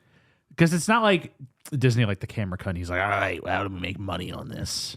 He was just kind of like, all right, you're telling me they want to unionize, and if they unionize, then we'll have less money for the theme park. Well, the theme park has to be perfect, so the union must be evil. It's like, that's like how his mind worked. Mm-hmm. It was very strange. Interesting. But yeah, we get a bit of Madame Gasket and Ratchet's plan, and then Rodney Copperbottom gets found by Fender, who steals his foot. I'm a little teapot, short and stout. As he's unscrewing his foot. Yeah. And this is when we get introduced to the guys, the gang. Well, hold on. The gang. Then we have another bit, which is in trying to chase Fender. Oh, yeah, when the he's like, if it looks ballerina. like I'm getting smaller, it's because I'm running away. Yeah. And his then head he like falls goes, off. well, no, before that, the like bunch of tubs fall down, all the marbles are everywhere, and then There's it's just like tubs of marbles. they're like ice skating, fighting Yeah. for, and then he ends up flinging like Fender. He hits a wall, and then his like before his head falls up, it's like his arm or no, yeah, his head just falls up, off. and he's like, I didn't know you were on that side of the foot, and then his head like tips back, Yeah. and he's like, ah. And then his body kicks his head around, and then like he ends up like right by his friends, where then we meet the gang. But yeah, Dumpster diving. Amanda Bynes is Piper. Spunky team. The bigger robot, green robot, Lug, is like, oh, Yeah. they never make parts in my My size. And I size. was like, that's a commentary on fat phobia. fat shaming. And yeah. Plays that guy? And Harlan Williams. I don't know. plus size clothing that's never accessible in anything other than online stores, which is actually very stupid. Drew Carey is Crank. Yeah. the cowardly lion, basically. The sarcastic cowardly lion. Remember Drew Carey? Drew Carey. Fuck him. Why are we fucking him? He was an awful guy. Was he? Yeah. I didn't know that. I think about the early 2000s. Or is, I guess. I don't know. I don't know what he's up to now, but I mean, I remember also like the early, like mid 90s, early 2000s, like Whose Line Is It Anyway, which was He's an outspoken hilarious libertarian show. But I think he was just like an asshole. He's like very misogynistic at points. Kerry has voiced his political beliefs in several interviews, and in 1999 led a smoke-in defiance of California's newly passed no smoking ordinance. Remember when you could smoke inside? He brought a bunch of people to a bar and all started smoking inside in protest of the law. So It's stupid. just stupid. Likely thing for him to do. His early 2000s run where it's like, I guess America loves Drew Carey, and he was in The Sims. You remember this? No. Angelica, did you play the first Sims game? I did not. I was too young. Okay. My parents were definitely like, no, you're not. I played PBS Kids. That's all I had. Spy Fox, the humongous entertainment. The first Sims game, like The Sims, came out and they wanted like a celebrity endorser, and like no one was really interested. And it was Drew Carey. And so in the game, if your Sims threw a party, and if the party was successful enough, Drew Carey would show up to the party. And it would just be like a little sim of Drew Carey, and he'd go in the party, Oh he'd my dance, God. and he'd sleep with your Sim's wife. What the hell? Oh my God. That's disturbing. And but then, no, my parents, you know how my parents would buy us computer games? Menards had, that's so off-putting. Menards had like these big buckets of like discounted like $1, $5 computer games, and that's how my parents would do it. Or it was when cereal boxes still came with toys in them. Do you guys remember that? Yeah. And then they would sometimes have CDs where it would be like DVD games. And so that was the only way in which we got computer games. It was never anything else. That's how Like The there was no Sims Best entered your Buy. life. There was no Sims didn't enter my life until I was 18 with Sims 4. Interesting. Because I wasn't allowed to play that. And Yeah. also, we were poor. We couldn't fair. afford to go out and Buy The Sims. buy the Sims. But yeah, anyway. Drew Carey as Crank. Yeah, Drew Carey's crank. Drew Carey corner. So Fender's head gets kicked over, and then they're like, "Oh, hey, Fender," and then his body comes in. And Piper comes out of the dumpster. She's like, "Oh my God, guys, look at this! Who would throw away such a cute little doodad?" And it's a little Wonder Bot. With a dent. Yeah, with a big dent, and Yeah. I'm like, "Oh, It's poor kind of- baby." Technically, is Wonderbot not like him creating life? That's what I said. Oh, you said that? Yeah, he created life. I was We I said it clearly was- pulling he up was- some bit at that time. He was Yeah. Flubber. Yeah. He's Flubber. You did say that. I remember the flubber. It's all good. Yeah. But then he's like, "There he is. There's the mugger who took Yeah. off my head." And he's like, "Psst, buddy, the other way." there he is. And so There's the mugger. "Hey, you picked with my big brother. Hey, you're kind of cute." yeah, you're kind of cute. My name's Piper. Amanda- Rhymes with Viper. Amanda Bynes being in this movie, another indication of 2005. Yeah. Yeah, this is right before She's the Man. Right before I was like, she's the man. I'm like, oh, that's the name of the movie. This is like, we have like 4 years left of the Amanda Bynes experiment. Before Crash Out. Yeah, before Crash Out of the Century. She's in Hairspray, which we talked about, and then Easy A, I think, is like the last. Easy A. She's the Man. And I don't think there was anything else. Easy A is her last movie. Yeah. Yeah, that was the end of the Amanda Bynes experiment, unfortunately. Which is a product, I think, too, of What happened to her? product of child acting and being abused and all of that. Oh, damn. And she has a lot of substance abuse issues and mental health issues as a result of life. And I think she was also under a conservatorship. Yeah, she was under conservatorship until 2022. Diagnosis schizophrenia in 2013. Wow. Yeah, she had a psychic episode in 2023. Appears to be the most recent one. So yeah, very sad story. But she does play Piper in this movie. Yeah. Rhymes with Viper. My name's Piper. Rhymes with Piper. And he fixes Fender, and they all go back to Aunt Fanny's, who, by the way, is named Aunt Fan in the UK because Fanny means vagina in the UK. I didn't know that. So you would essentially just be saying Aunt Vagina's house, which is not kosher. Fanny. Damn. It's like, why do you guys call her Aunt Fanny? Well, we can't call her Aunt Booty. Whoa! Yeah. Oh, gee, I'm such a clumsy. She's Jennifer just like her Coolidge butt just hitting everything. She's like, what's your name? He's like, Rodney Big Bottom. Copper Bottom. Rodney Copper Bottom. Big Bottom.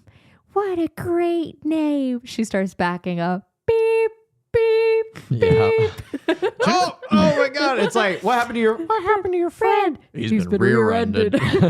Stuart laughed really loudly That was at that good. joke. That was really good. I like that one. He's been rear-ended. I was looking at pictures of Jennifer Coolidge right now, and I'm like, yeah, she's exactly who you want to play this robot.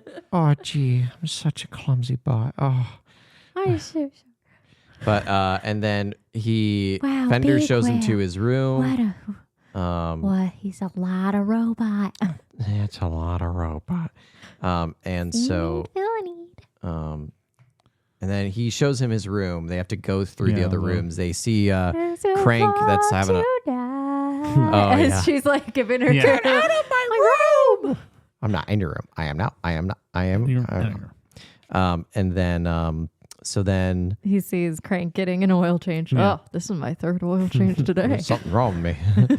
and then he gets to his room, which is just like a junk pile, really. They have like hammocks. And then they talk about swing. something.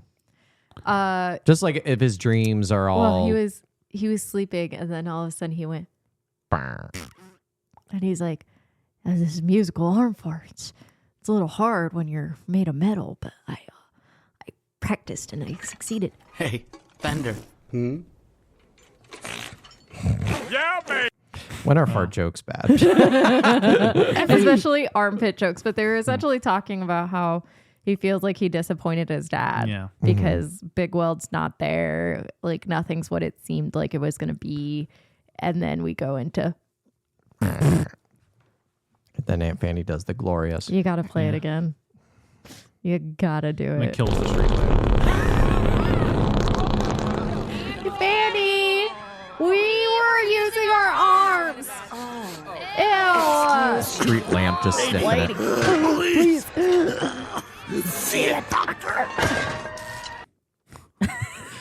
Police line jokes always. Okay. Yeah, because of the same angle where we're outside, It's fantastic. we transition to a day and the street lamp is gone and there's a chalk. chalk outline.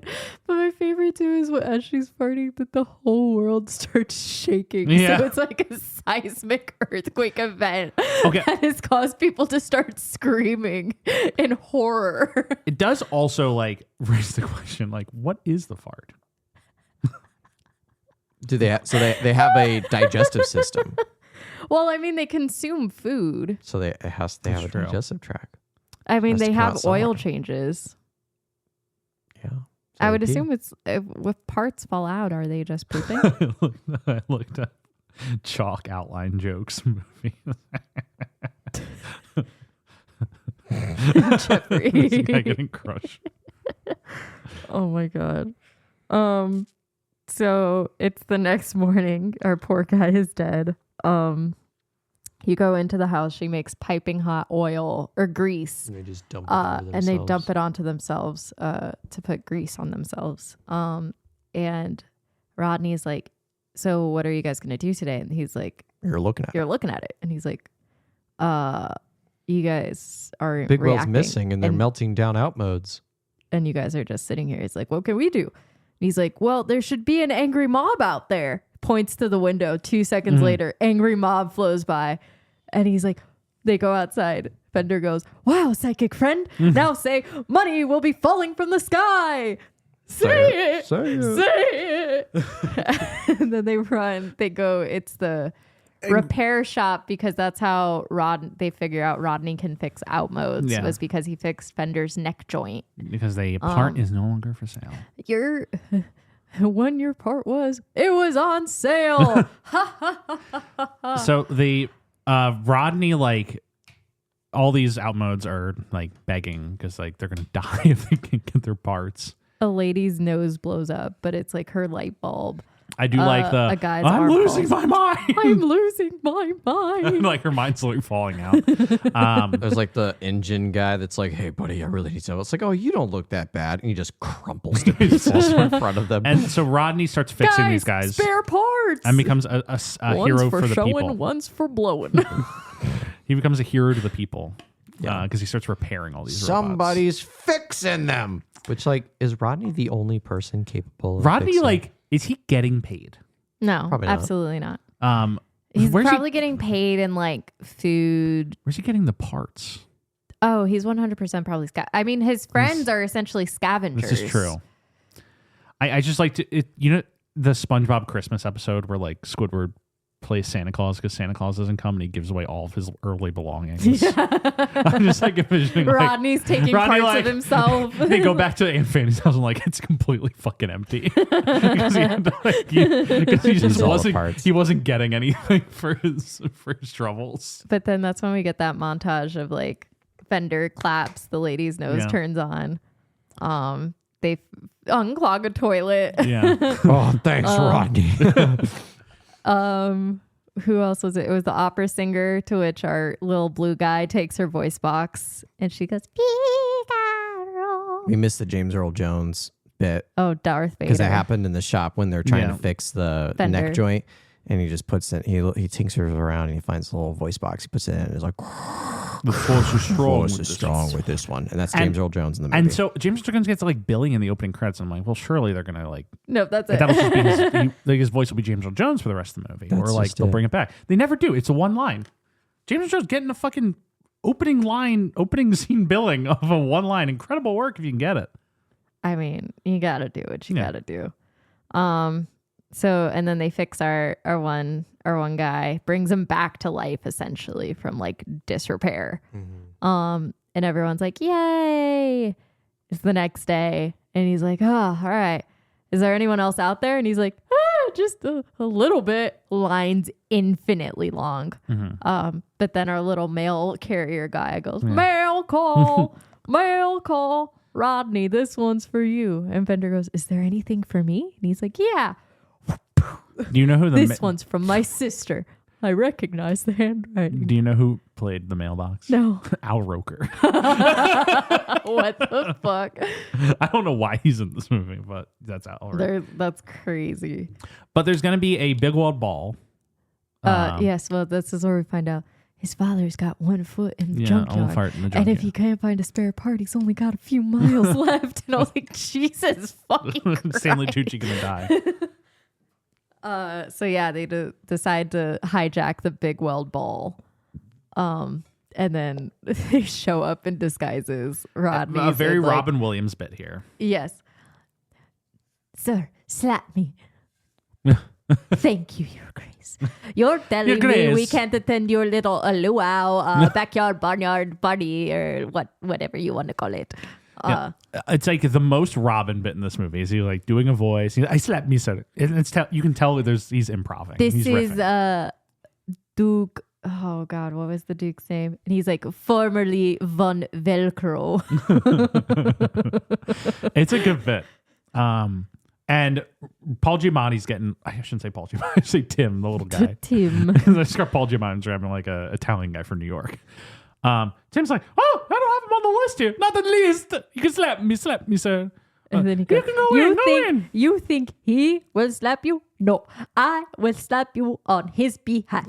And his pimp slaps him. He falls. Tim and then falls. his suit drops and it's his underwear showing. And a girl goes, oh, and like faints. A person fainting when something happens, always funny as well. It's They are pulling out some classic gags. Oh, 100%. Because then he's like, okay, so what's our little signal? Do you want something subtle like, hey, or do you want something like, or hear me out, caca, caca, Because that's the one they settle on, right? Ricola. Ricola. And he's like, subtle. And then they part ways. Wonderbot goes to where it ends up being used as like a drink mixer Yeah, he at goes the to the bar, bar. but then becomes like a dance fanatic, and everyone's like, I'll have what he's having. Wonderbot starts the Screwdriver joke. Screwdriver joke. Remind me. Where when Wonderbot is like over at the bar, the guy goes, I'll have a screwdriver as he's ordering from the bar. And it's like, oh, and he's holding a screwdriver. A whole screwdriver. So yeah. And then Fender stumbles upon Loretta. She's like, Mother, there's never any interesting people at this party. Voiced by Natasha Lyonne. Yes. Yes. And then he's like, my name's Loretta. And he's like, I'm Fender. And then they just like start flirting and you're like, oh my God. They flirt and dance. She's like, any guy who's dressed as handsomely as you must come from money. And you're like, ooh.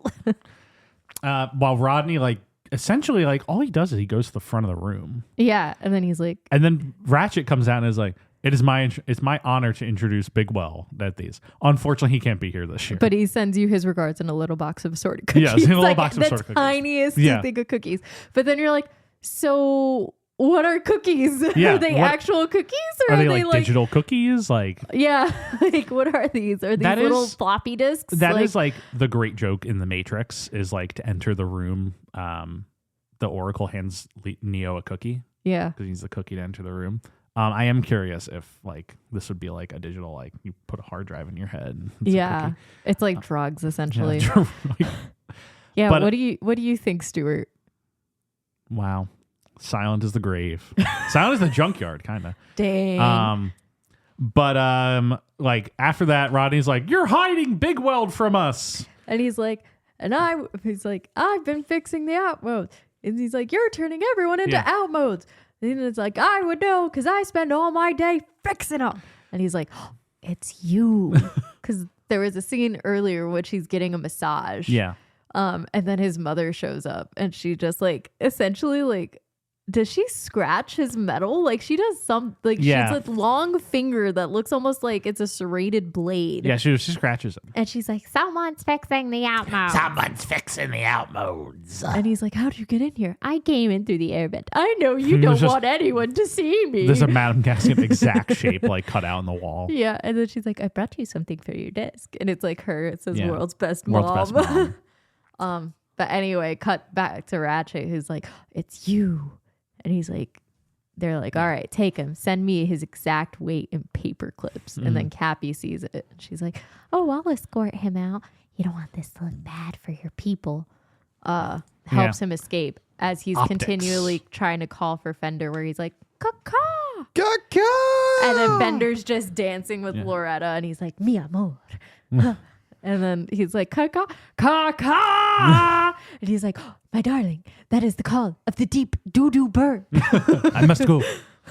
I must fly. He runs away. And so the three of them flee with Wonderbot as well. Yeah. And then this chase happens. There's no real chase. It's like she takes chase. Rodney. Loretta goes with Fender. Yeah. Fender walks her home. And he goes, I'm singing in the oil. I'm singing in the oil. And then he's like, oh, things are looking up. Yeah. He gets immediately caught by a street sweeper. Yeah. And then Rodney is with Cappy, who's like, I'm going to take you to the train station. Like, you're in deep shit. Like, there's. Yeah. But he's like, no, I have to go see Big Weld. And then she just knows where Big Weld is. Yeah. Is the weird thing. Because she's an exec. She's an exec. But like she know about the whole like company takeover and like it's unclear because Cappy is the most like underdeveloped character in this entire movie. My guess is everyone knows about it, but they are afraid of Ratchet maybe because of money reasons. If he's now the CEO, it's like the kind of your boss who can take away everything that you have kind of thing. So they just kind of fall in line. Yeah. They're essentially sheep. It's why they all look the same. Yeah. Well, and then Cappy looks slightly different because she's not like other girls. Yeah, she's not like other girls. Quirky. Oh, she's so quirky. So she does take him to Big Weld's estate. There's a bunch of newspapers. Big Weld's not checking his mail. He's like, oh, they must self-deliver these a while ago. It gets hit in the face with a newspaper. And Wonderbot starts laughing. He gets hit with the late edition Yeah. like 2 seconds later. And eventually they They how go do how do they inside. make it inside? He pushes the door open. It's open. It's like unlocked. Oh, that was easy. And then so they, a lot of this stuff just and then happens their like pretty eyes easily. are flashlights, which I told Stuart, I was like, dark vision. It's dark vision, yeah. And so they are inside of Big Weld's mansion. It's dark, and they see a bunch of different dominoes and some ideas and chalkboard, and they're like, seems like no one's been here for a while. And then he trips up a domino, which starts a whole big domino effect. There's like this massive big domino setup that turns into like a tidal wave. Impressive animation, I will say, at this part with the dominoes. They're like drowning in dominoes, and you're gonna drop your water bottle. Basically, as they're like swimming in the sea of dominoes, Big Weld surfs. He does. Sure. He is surfing on the big domino. on a bigger domino, and all the dominoes finally fall down and collapse. And he's like, "That was fun. Let's set them up again, but only bigger." And or let's set him up again and only bigger. Why are you making him sound like he's dying? Old ass Mel Brooks resurrected from the grave. And he's like, Big Weld, you got to solve this crisis that's happening. And he's like, here's my advice. Give up. And it's this. I've seen this scene like 10,000 different times from so many different like cheaper movies. But it's a classic like, oh, I was forced out of the company by Ratchet. They wanted newer, they wanted more money, and I was forced out. My ideas were old school. My ideas were old school. His ideas were shiny. And oh yeah. Yeah, that's good, Piper. That's good. And so he's like, I'm not, it's like, just give up, kid. It's pointless. Go back home. Your invention's cool, but it's not a thing anymore. Well, he goes, well, Cappy's like, well, he's an inventor. And he's like, ooh, you have a thingamabob, a doohickey? Yeah. And then he's like, he shows Wonderbot, and then Wonderbot's like, and starts shitting, like shitting himself. And he's like, is it supposed to performance do that? issues. Yeah, his performance anxiety. He's just a little robot. Yeah, He's just a little baby. Just a little baby. Big Weld not impressed. No. And Big Weld says the coldest line of this movie. The world you're looking for no longer exists. You missed it. You missed it. That's so cold. Yeah. That's sometimes you think that. Never meet your heroes. Sometimes you're like, oh, maybe I should have existed in this previous time. Oh my God, that's so cute. The cat just like burrowed into Stewart's arm. That's very sweet. And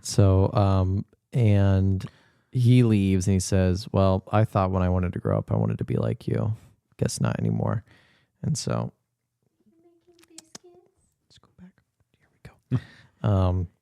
And so basically he and Cappy leave, and they're like, we got to stop Big Weld. And then all the other machines show up, and he's about to go to the train station. But all the Jamokes guys show up, and they're like, They were in the back of Aunt Fanny's ass. yes, they were packed in and her they ass. go, They're packed in her ass, and they all come out. It's like, Fender was taken by a street sweeper. You have to come help us rescue him. He's like, well, no, they don't know that. oh, Because Fender then shows up, because then we have to cut back to the sequence of Fender in the chop shop oh right. where he's like, ooh, it's everything I always wanted. movie And he's felt- like grabbing a bunch of... This movie's only 90 minutes long. Yeah. It felt longer. It does just like kind of Drag drag a little bit around this time. But he's in the chop shop. He gets like attached to a coil, falls, and then he overhears Madam Gasket and Ratchet talking about how there's going to be new sweepers that are going to be hitting the town that have all of these that can kill people. swords and everything, that it's going to like chop them up as it's sweeping them. And he's like, soon enough it'll like recognize every single out mode, so it's just going to grab them And just kill them until there's no out and then modes just left. make a bunch of new parts. And Until upgrades. eventually even people with upgrades will eventually be outmoded because they don't have the newest ones, and blah, blah, blah, blah. Cycle goes on and on and on. And a cycle. iPhone but- 25. Yeah. But then they catch sight of Fender when his like coil breaks in between the two of them. He flings back to the top where the fire of the furnace is. His lower half falls off and runs away without him. He grabs his plank and he's trying to like get himself away. He finds a pair of legs, puts it on, and he stands up. It's heels. The skirt drops, and he's like, "Oh, this is so wrong. This is so wrong." And he like jumps off, and then that's when he gets to the train station. It was like he runs over. He has coils in his hair, so he looks like a Cynthia doll from the Rugrats with like the hair everywhere. He looks like a Cynthia doll from the Rugrats with the skirt, but with the Fender chest still. Yeah, and then all of a sudden Piper goes, "I have a sister." Fender turns around, "An ugly sister." But Fender gets to the train station where Rodney is like buying a ticket to go home. He's putting his tail between his legs. And he calls home.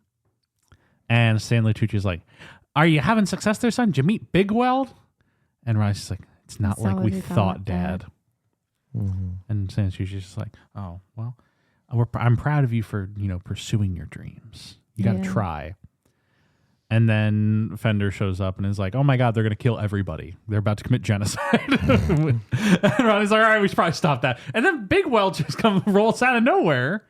With it's just my like- help too. He's like, "You need my help too, kid. It's me, Big Weld. Who's the lady over there? Who's the lady with the big keister? Who's the buddy with the big keister over there? What's this? What are Why? these voices you I like guys that. are It's doing? Big Weld."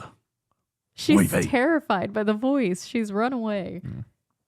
But Big Weld shows up, and the Avengers form, and they're gonna go save the day.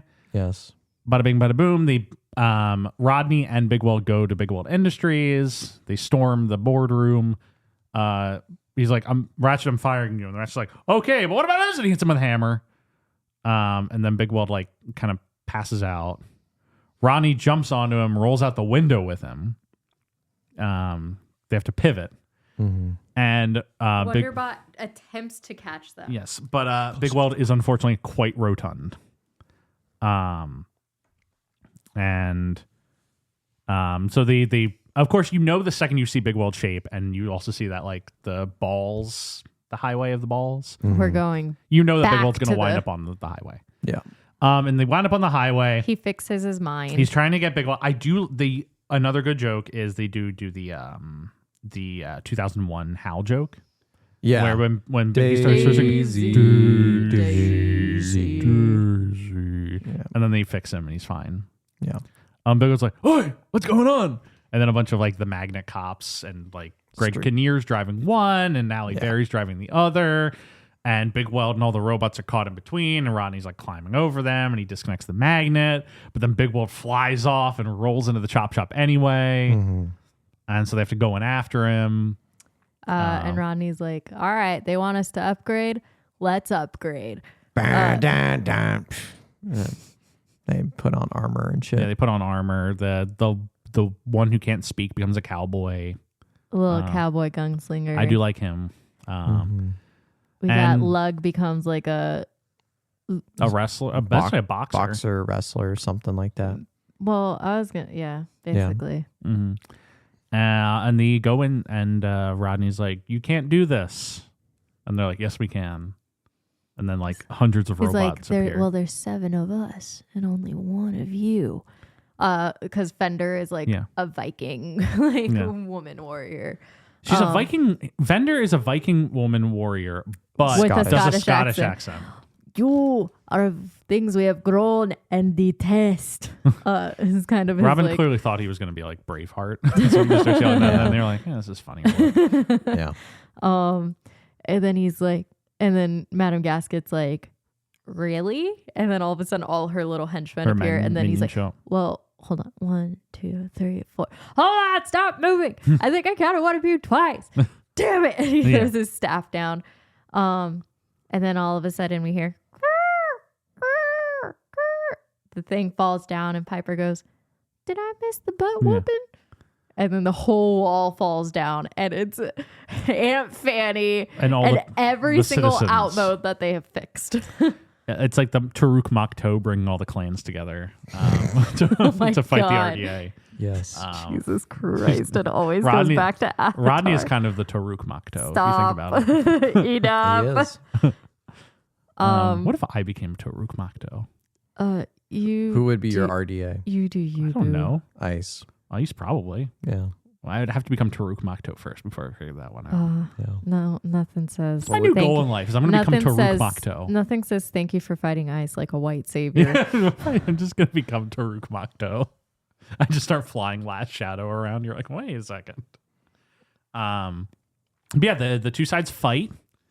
We have a wrestling sequence. We have a gunslinger sequence. We have a monster truck sequence. Yeah. And then the greatest sequence of all time, which is Fender gets surrounded by so many people. And then all of a sudden you hear, oh, baby, baby, Yeah. how does- was I supposed? They break out into dance. It is Yeah. a dance battle. Yeah. It is dance fighting. And then he as it's hit me, baby, one more time, he hits every single one. And you cannot tell me he is not now a truly rainbow gay icon. You cannot tell me. It is hard to dispute that being in a movie played by Robin Williams with Amanda Bynes also in the cast, fighting a bunch of robots set to Hit Me Baby One More Time is not gay icon territory. Yeah. 1,000,000%. This is another thing where I am just like, all right. All right. all right, you got me. I was just like, it's much like the Tin Man earlier. I'm like, we're kind of breaking the logic a little bit here, but it's entertaining enough. Yeah. But then Big World's about to go into the furnace. Oh no! Rodney- And then Wonderbot comes in with a little pipe, goes up to Madame Gasket, and she's like, "Brr." And Yeah. he's like, ah! He sparks out, falls, but then he Comes back up. He gets his courage. starts fucking wailing on her. He gets his courage and they fight Star Wars, fighting her with this steel pipe. And then manages to swing her essentially towards the furnace. it out. Yeah. Ratchet grabs onto her because Rodney at the same time saves Big Weld from the basket, and they land on top of a platform, but they see all of a sudden the huge street sweepers, the new ones coming out, about to take out all of their guys. And then he's like, are you thinking what I'm thinking? And Rodney's like, yeah, unscrews the thing and essentially just jettisons them to hit the first street sweeper, and it goes down like dominoes. And he's like, that's not what I was thinking at all. They plow into a huge pile of trash. Ratchet jumps onto his mother, who's getting swung dangling around by Wonderbot. They head towards the furnace, and she's like, let go of me, let go of me. He unchains part of her. She dies. Yeah, she goes flies into the furnace. You see Jen Broadbent dead. there's an explosion. Second movie I've watched this year about the absence of Jim Broadbent. Ratchet ends up next to his father. All of his parts fall off, and he's like, my upgrades, and he's just an exoskeleton. Yeah, just hanging on a essentially a The noose. heroes has succeeded, but all of a sudden they're like, there's no movement in the trash. Yeah. Did they die? Bloop. Then they get Nope, up. they're there. They're fine. Yay. And everybody celebrates, and Big World's like, all right, we're gonna get back together. And then we cut to Rivet Town, That's a great name for a town. which is a good name for a town. Rivet Town's good. Right? It should be Rivet Dell. Stop. But they go to Rivet Town, and How do you like them apples? Your soundboard. It's like, and Mrs. Copperbottom, who never gets a first name. It's just Mrs. Copperbottom. do they really Because never fuck the give mom, us? man. Yeah. She's like, hey, Herb, come on out. You're going to get No, to Lydia. live. Is it Lydia? It's Lydia. Interesting. They're like, you're going to get to live your dream. I won't get to live mine because I don't have agency and don't have one. I am just a minor backdrop character. Yeah, I am just the mother. And so he gets fired by Dan Hedaya. It's funny if I just use the real names, I've realized. Yeah. He gets fired by Dan Hedaya. and Stanley Tucci leaves the greasy spoon and comes aside to see there's a bunch of people, and that Big Weld's at City Hall, and he's giving a proclamation, and he's like, "I'm gonna make Randy Kababadam my co-CEO and my eventual successor." Yeah, and then what's a detail I didn't notice until yesterday rewatching it was that because you know how the sigil for his company is just his face and like sort of black and white. Yeah. When you look next to it on the other side is Rodney's face. It's Rodney. So it's both of their faces sweet. are on it. And I was like, oh, I didn't notice that detail. And he's like, and then Rodney comes in and his mom is so happy. That's the only moment she gets. And then he goes, Dad, I know you believed in me. He's like, I know you couldn't give me a lot growing up, but you gave me the only thing in life I ever needed. You believed in me. Yeah. And then it's like, do, do, do, do, Yeah. do. And he's like, so I'm going to give you the opportunity to live your dream. Here's a trumpet. Did you ever it's know like a before this you wanted to flugelhorn. be a musician? There is a conversation earlier. They said it. He's like, I missed it. son, when I was your age, I wanted to be a musician, but my dad was worried I wouldn't make any money off of that. So he fitted me to be a dishwasher. Yeah. It's right before he gets on the train to leave where he's like, if I could go back, I would follow my dreams, which is why I'm telling you and giving you this ticket and telling you to go to Robot City and find out what your dream is. So he gives his dad the trumpet? So he gives him a flugelhorn is essentially what it looks like. And they put a little like clip on him that's like supposed to be like a tie. And he's like, you'll have to pardon me. I'm a little rusty. And everyone's like, and then it's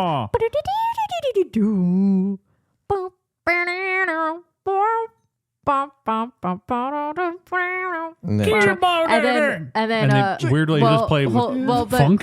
But Crank goes, well, that was fun, I guess. And then he says so much for the happy Fender, ending. Yeah, and then Fender goes, no, it's a mixture of jazz and funk. Yeah. It's called junk. And then all of a sudden they start joining in where it's like the guy's beating on his chest. Piper's playing like her hair. What's his name? It's Diesel. Diesel is the one who needs the voice box, who's playing like his antenna. And so they all just like join in until the big Weld band joins in. Yeah, full marching band comes in. And then it turns into, it's like actually like a great sequence for me. Like it's just musically, like it works really well. It's a good song. And then all of a sudden, Big Weld presents Diesel with a new voice box. Yeah. And it's shining, and he puts it in his mouth, and he's like, "Get off of that Yeah, he thing. gets to start singing James Brown. You feel better? Get off of that thing." Why? And then everybody starts. And everyone starts dancing. It's cute. Cappy and Rodney have a moment. We start to think maybe are they going to be a couple? Who knows? Loretta comes in, and she's like, "Fender," She and he's appears like, out of nowhere. "Loretta, my darling." She jumps into his arms. His arms fall off, and he's like, "Sorry," or they. Because who knows if Fender, where Fender identifies Fender can now. be anywhere. So, but hey, Loretta, pansexual queen.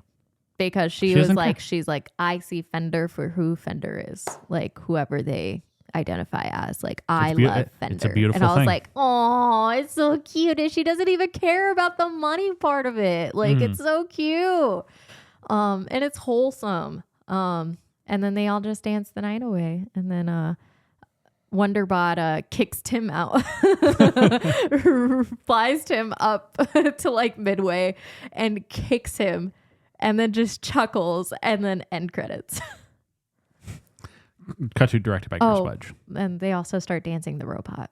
Yeah. And now I like everyone to look at this picture of Greg Kinnear on the red carpet with a real robot. Yeah, I saw that. And here's a picture of Amanda Bynes with the same robot. Yeah. I just like that they had like a little robot in the red carpet, and all these actors are clearly like confused about what they're supposed to do with this thing. But I will say, like, I, as a child, really enjoyed this movie because I enjoyed the humor. I enjoyed the color. The whole thing, I think, for me as a kid really worked. It grabbed my attention. It had... Because I wasn't too big of a fan of musicals. I think for me, even though like the songs told part of the story, I just, at some points, it would just take me out of the moment. Yeah. And especially because as like a flautist and all that, I was focusing not on the lyrics as much as I was on the instrumentation. Yeah. So for this movie to pop in and out of that without being exactly a musical worked for me, because especially it was a callback to all of the nostalgia, I think, is why it like especially ages so well for me. It's like, it's just nostalgic for early 2000s of song choices, because there was like a hell of a ton of songs. Yes. And there's a lot of songs in this. But like the bits were very relevant in the whole conversation of everything. I don't know. I honestly thought it worked. I thought all of it worked. I know Stuart has like differing opinions. I know you have differing opinions. But I think as a story for kids and adults, it did well balancing the two. Does it have like a very broad plot? Yeah, it does. Like it's not super personable, and I don't think it's really supposed to be, in that you can plug yourself into any of the characters and kind of understand where they're coming from. But it was a big cast to be able to like, you can't flesh out all of those characters. I think it's like a pretty inoffensive kids movie, in the sense that like I don't think there's anything like I would not be upset with like if I had a kid watching it. But at the same time, it's not like in the way I find like Pixar films to be like frequently profound in a way. Right. Not like in like a 2001 way, but like there's a deep level of like emotionality and like greater meaning in those films that I don't find in Robots. And yet at the same time, like not every movie needs to be that. Like not every movie needs to be Monsters Inc. You know what I think it almost is too? There's no B or C plot. It is just the A plot. And because it cuts back and forth, like that can feel jarring. But I think because of the way that they end up introducing the characters in a very linear sense, it's just like a streamline, just one way. Yeah. One way, and everything like times out, I think. Where it's like, I feel like with most other movies, because you're going back and forth between A plot, B plot, like almost thinking Inside Out, where even though it's about the 5 emotions and Riley and all of this, like your main 2 characters are happiness and sadness. And then your B characters are envy, fear, and anger. Who are there. And then your C plot is in the imaginary character, who's like that comedic relief, but sense of tension. So for each of the plots, there's really only 3.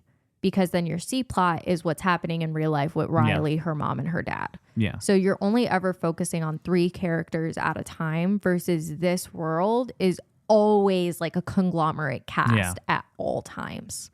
Just all sticking together. Which is overwhelming, which is why I think they tried to, because they know it's overwhelming, it is very much where I was saying earlier, it almost feels like an ADHD movie. Yeah. Where they keep grabbing your attention back by putting in bits almost TikTok, like relating to TikTok bits of like pulling you in of like, here's a popular thing. Here's a popular thing that I know you love. Now let's put it in the context of what we're trying to say.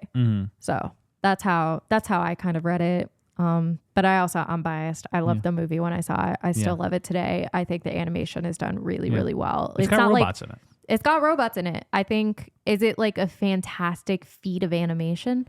No.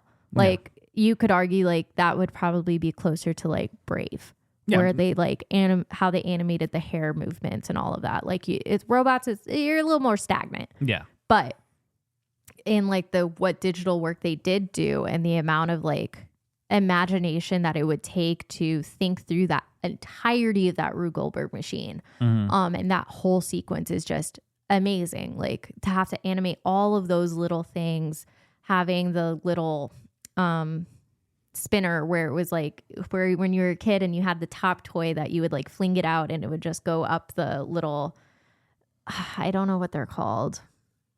It's like where it's the metal like 2-track loop. And the top goes down, comes and flings back up. Like remember. It's like that end sequence of like the Rube Goldberg machine.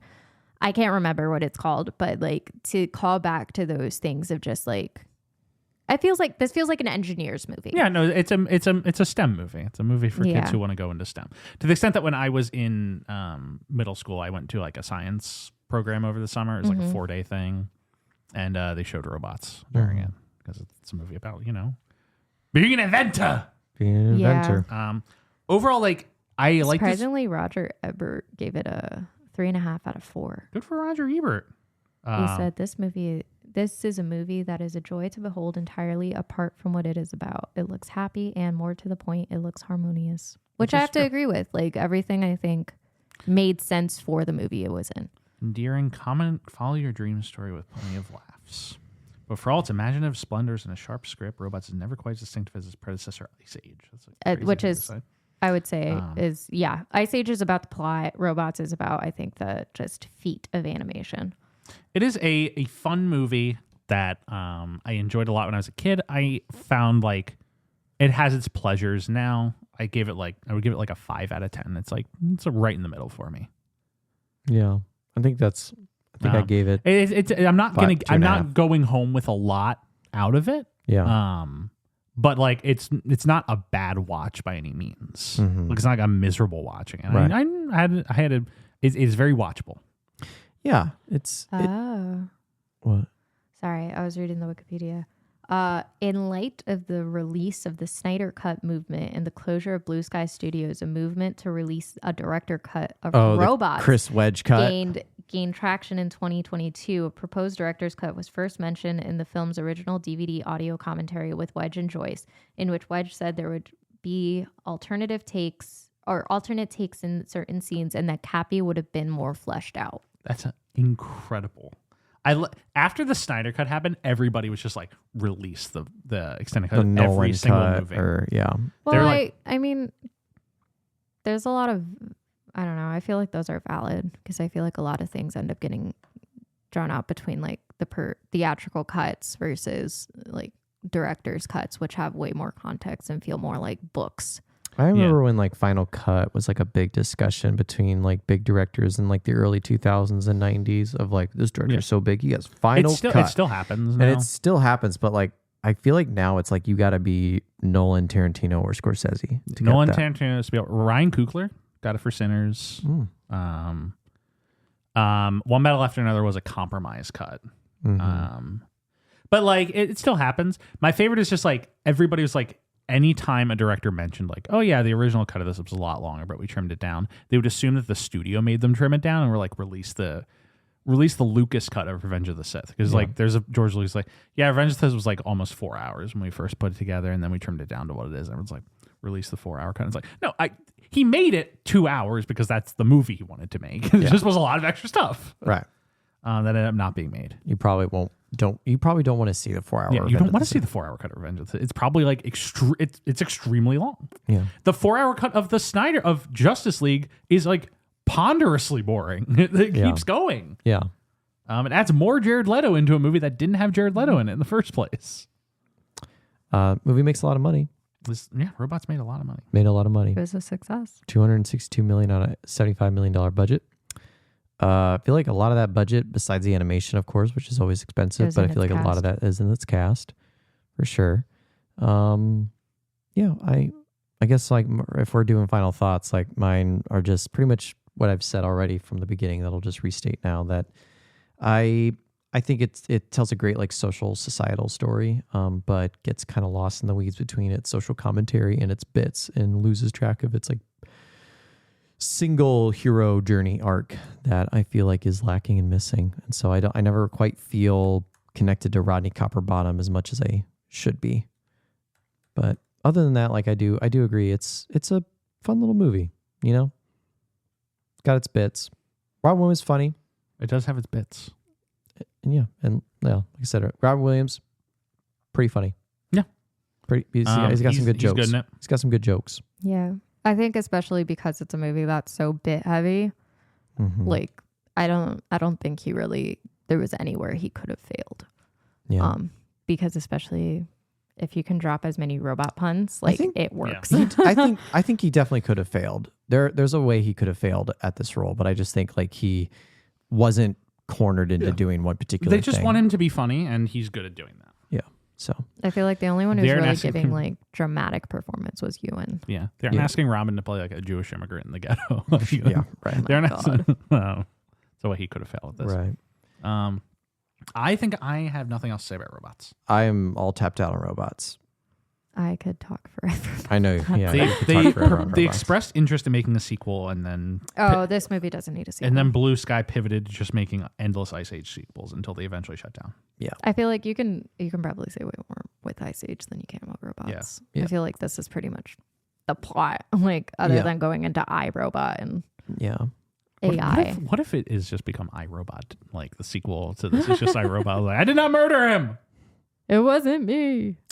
Thank you all Rodney so much Copperbottom's in for jail. listening to this episode of Robots. It's Angelica. unclear if Chris Wedge is returning as Scrat in Ice Age 6. To be He clear, better. Angelica, thank you so much for coming on this podcast. Simon Pegg Even is though back. in spirit you're kind of with us on every episode every day, yeah, Angelica's What always do you on the show. mean? just because you're always in the next room.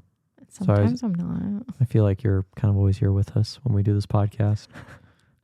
I'm always making. But now you're actually I'm on the always mic. speaking like under my breath, like over there when I hear you guys saying Yeah. stuff. But now you're on the mic. These fucking And now I'm on the mic. Hello. And you'll be with us again for Shrink. Do you remember What? signing up for that? No.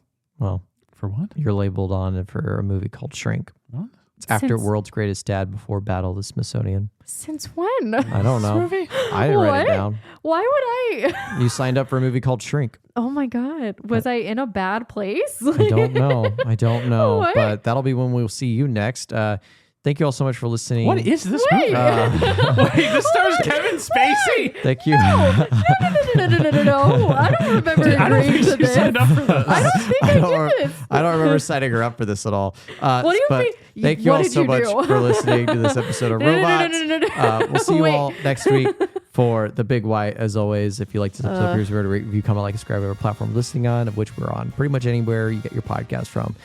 Special thanks to Michael Bibb Smith for the theme music and Rebecca for the graphic design. Angelica, thank you as always for coming on, and we always like having you.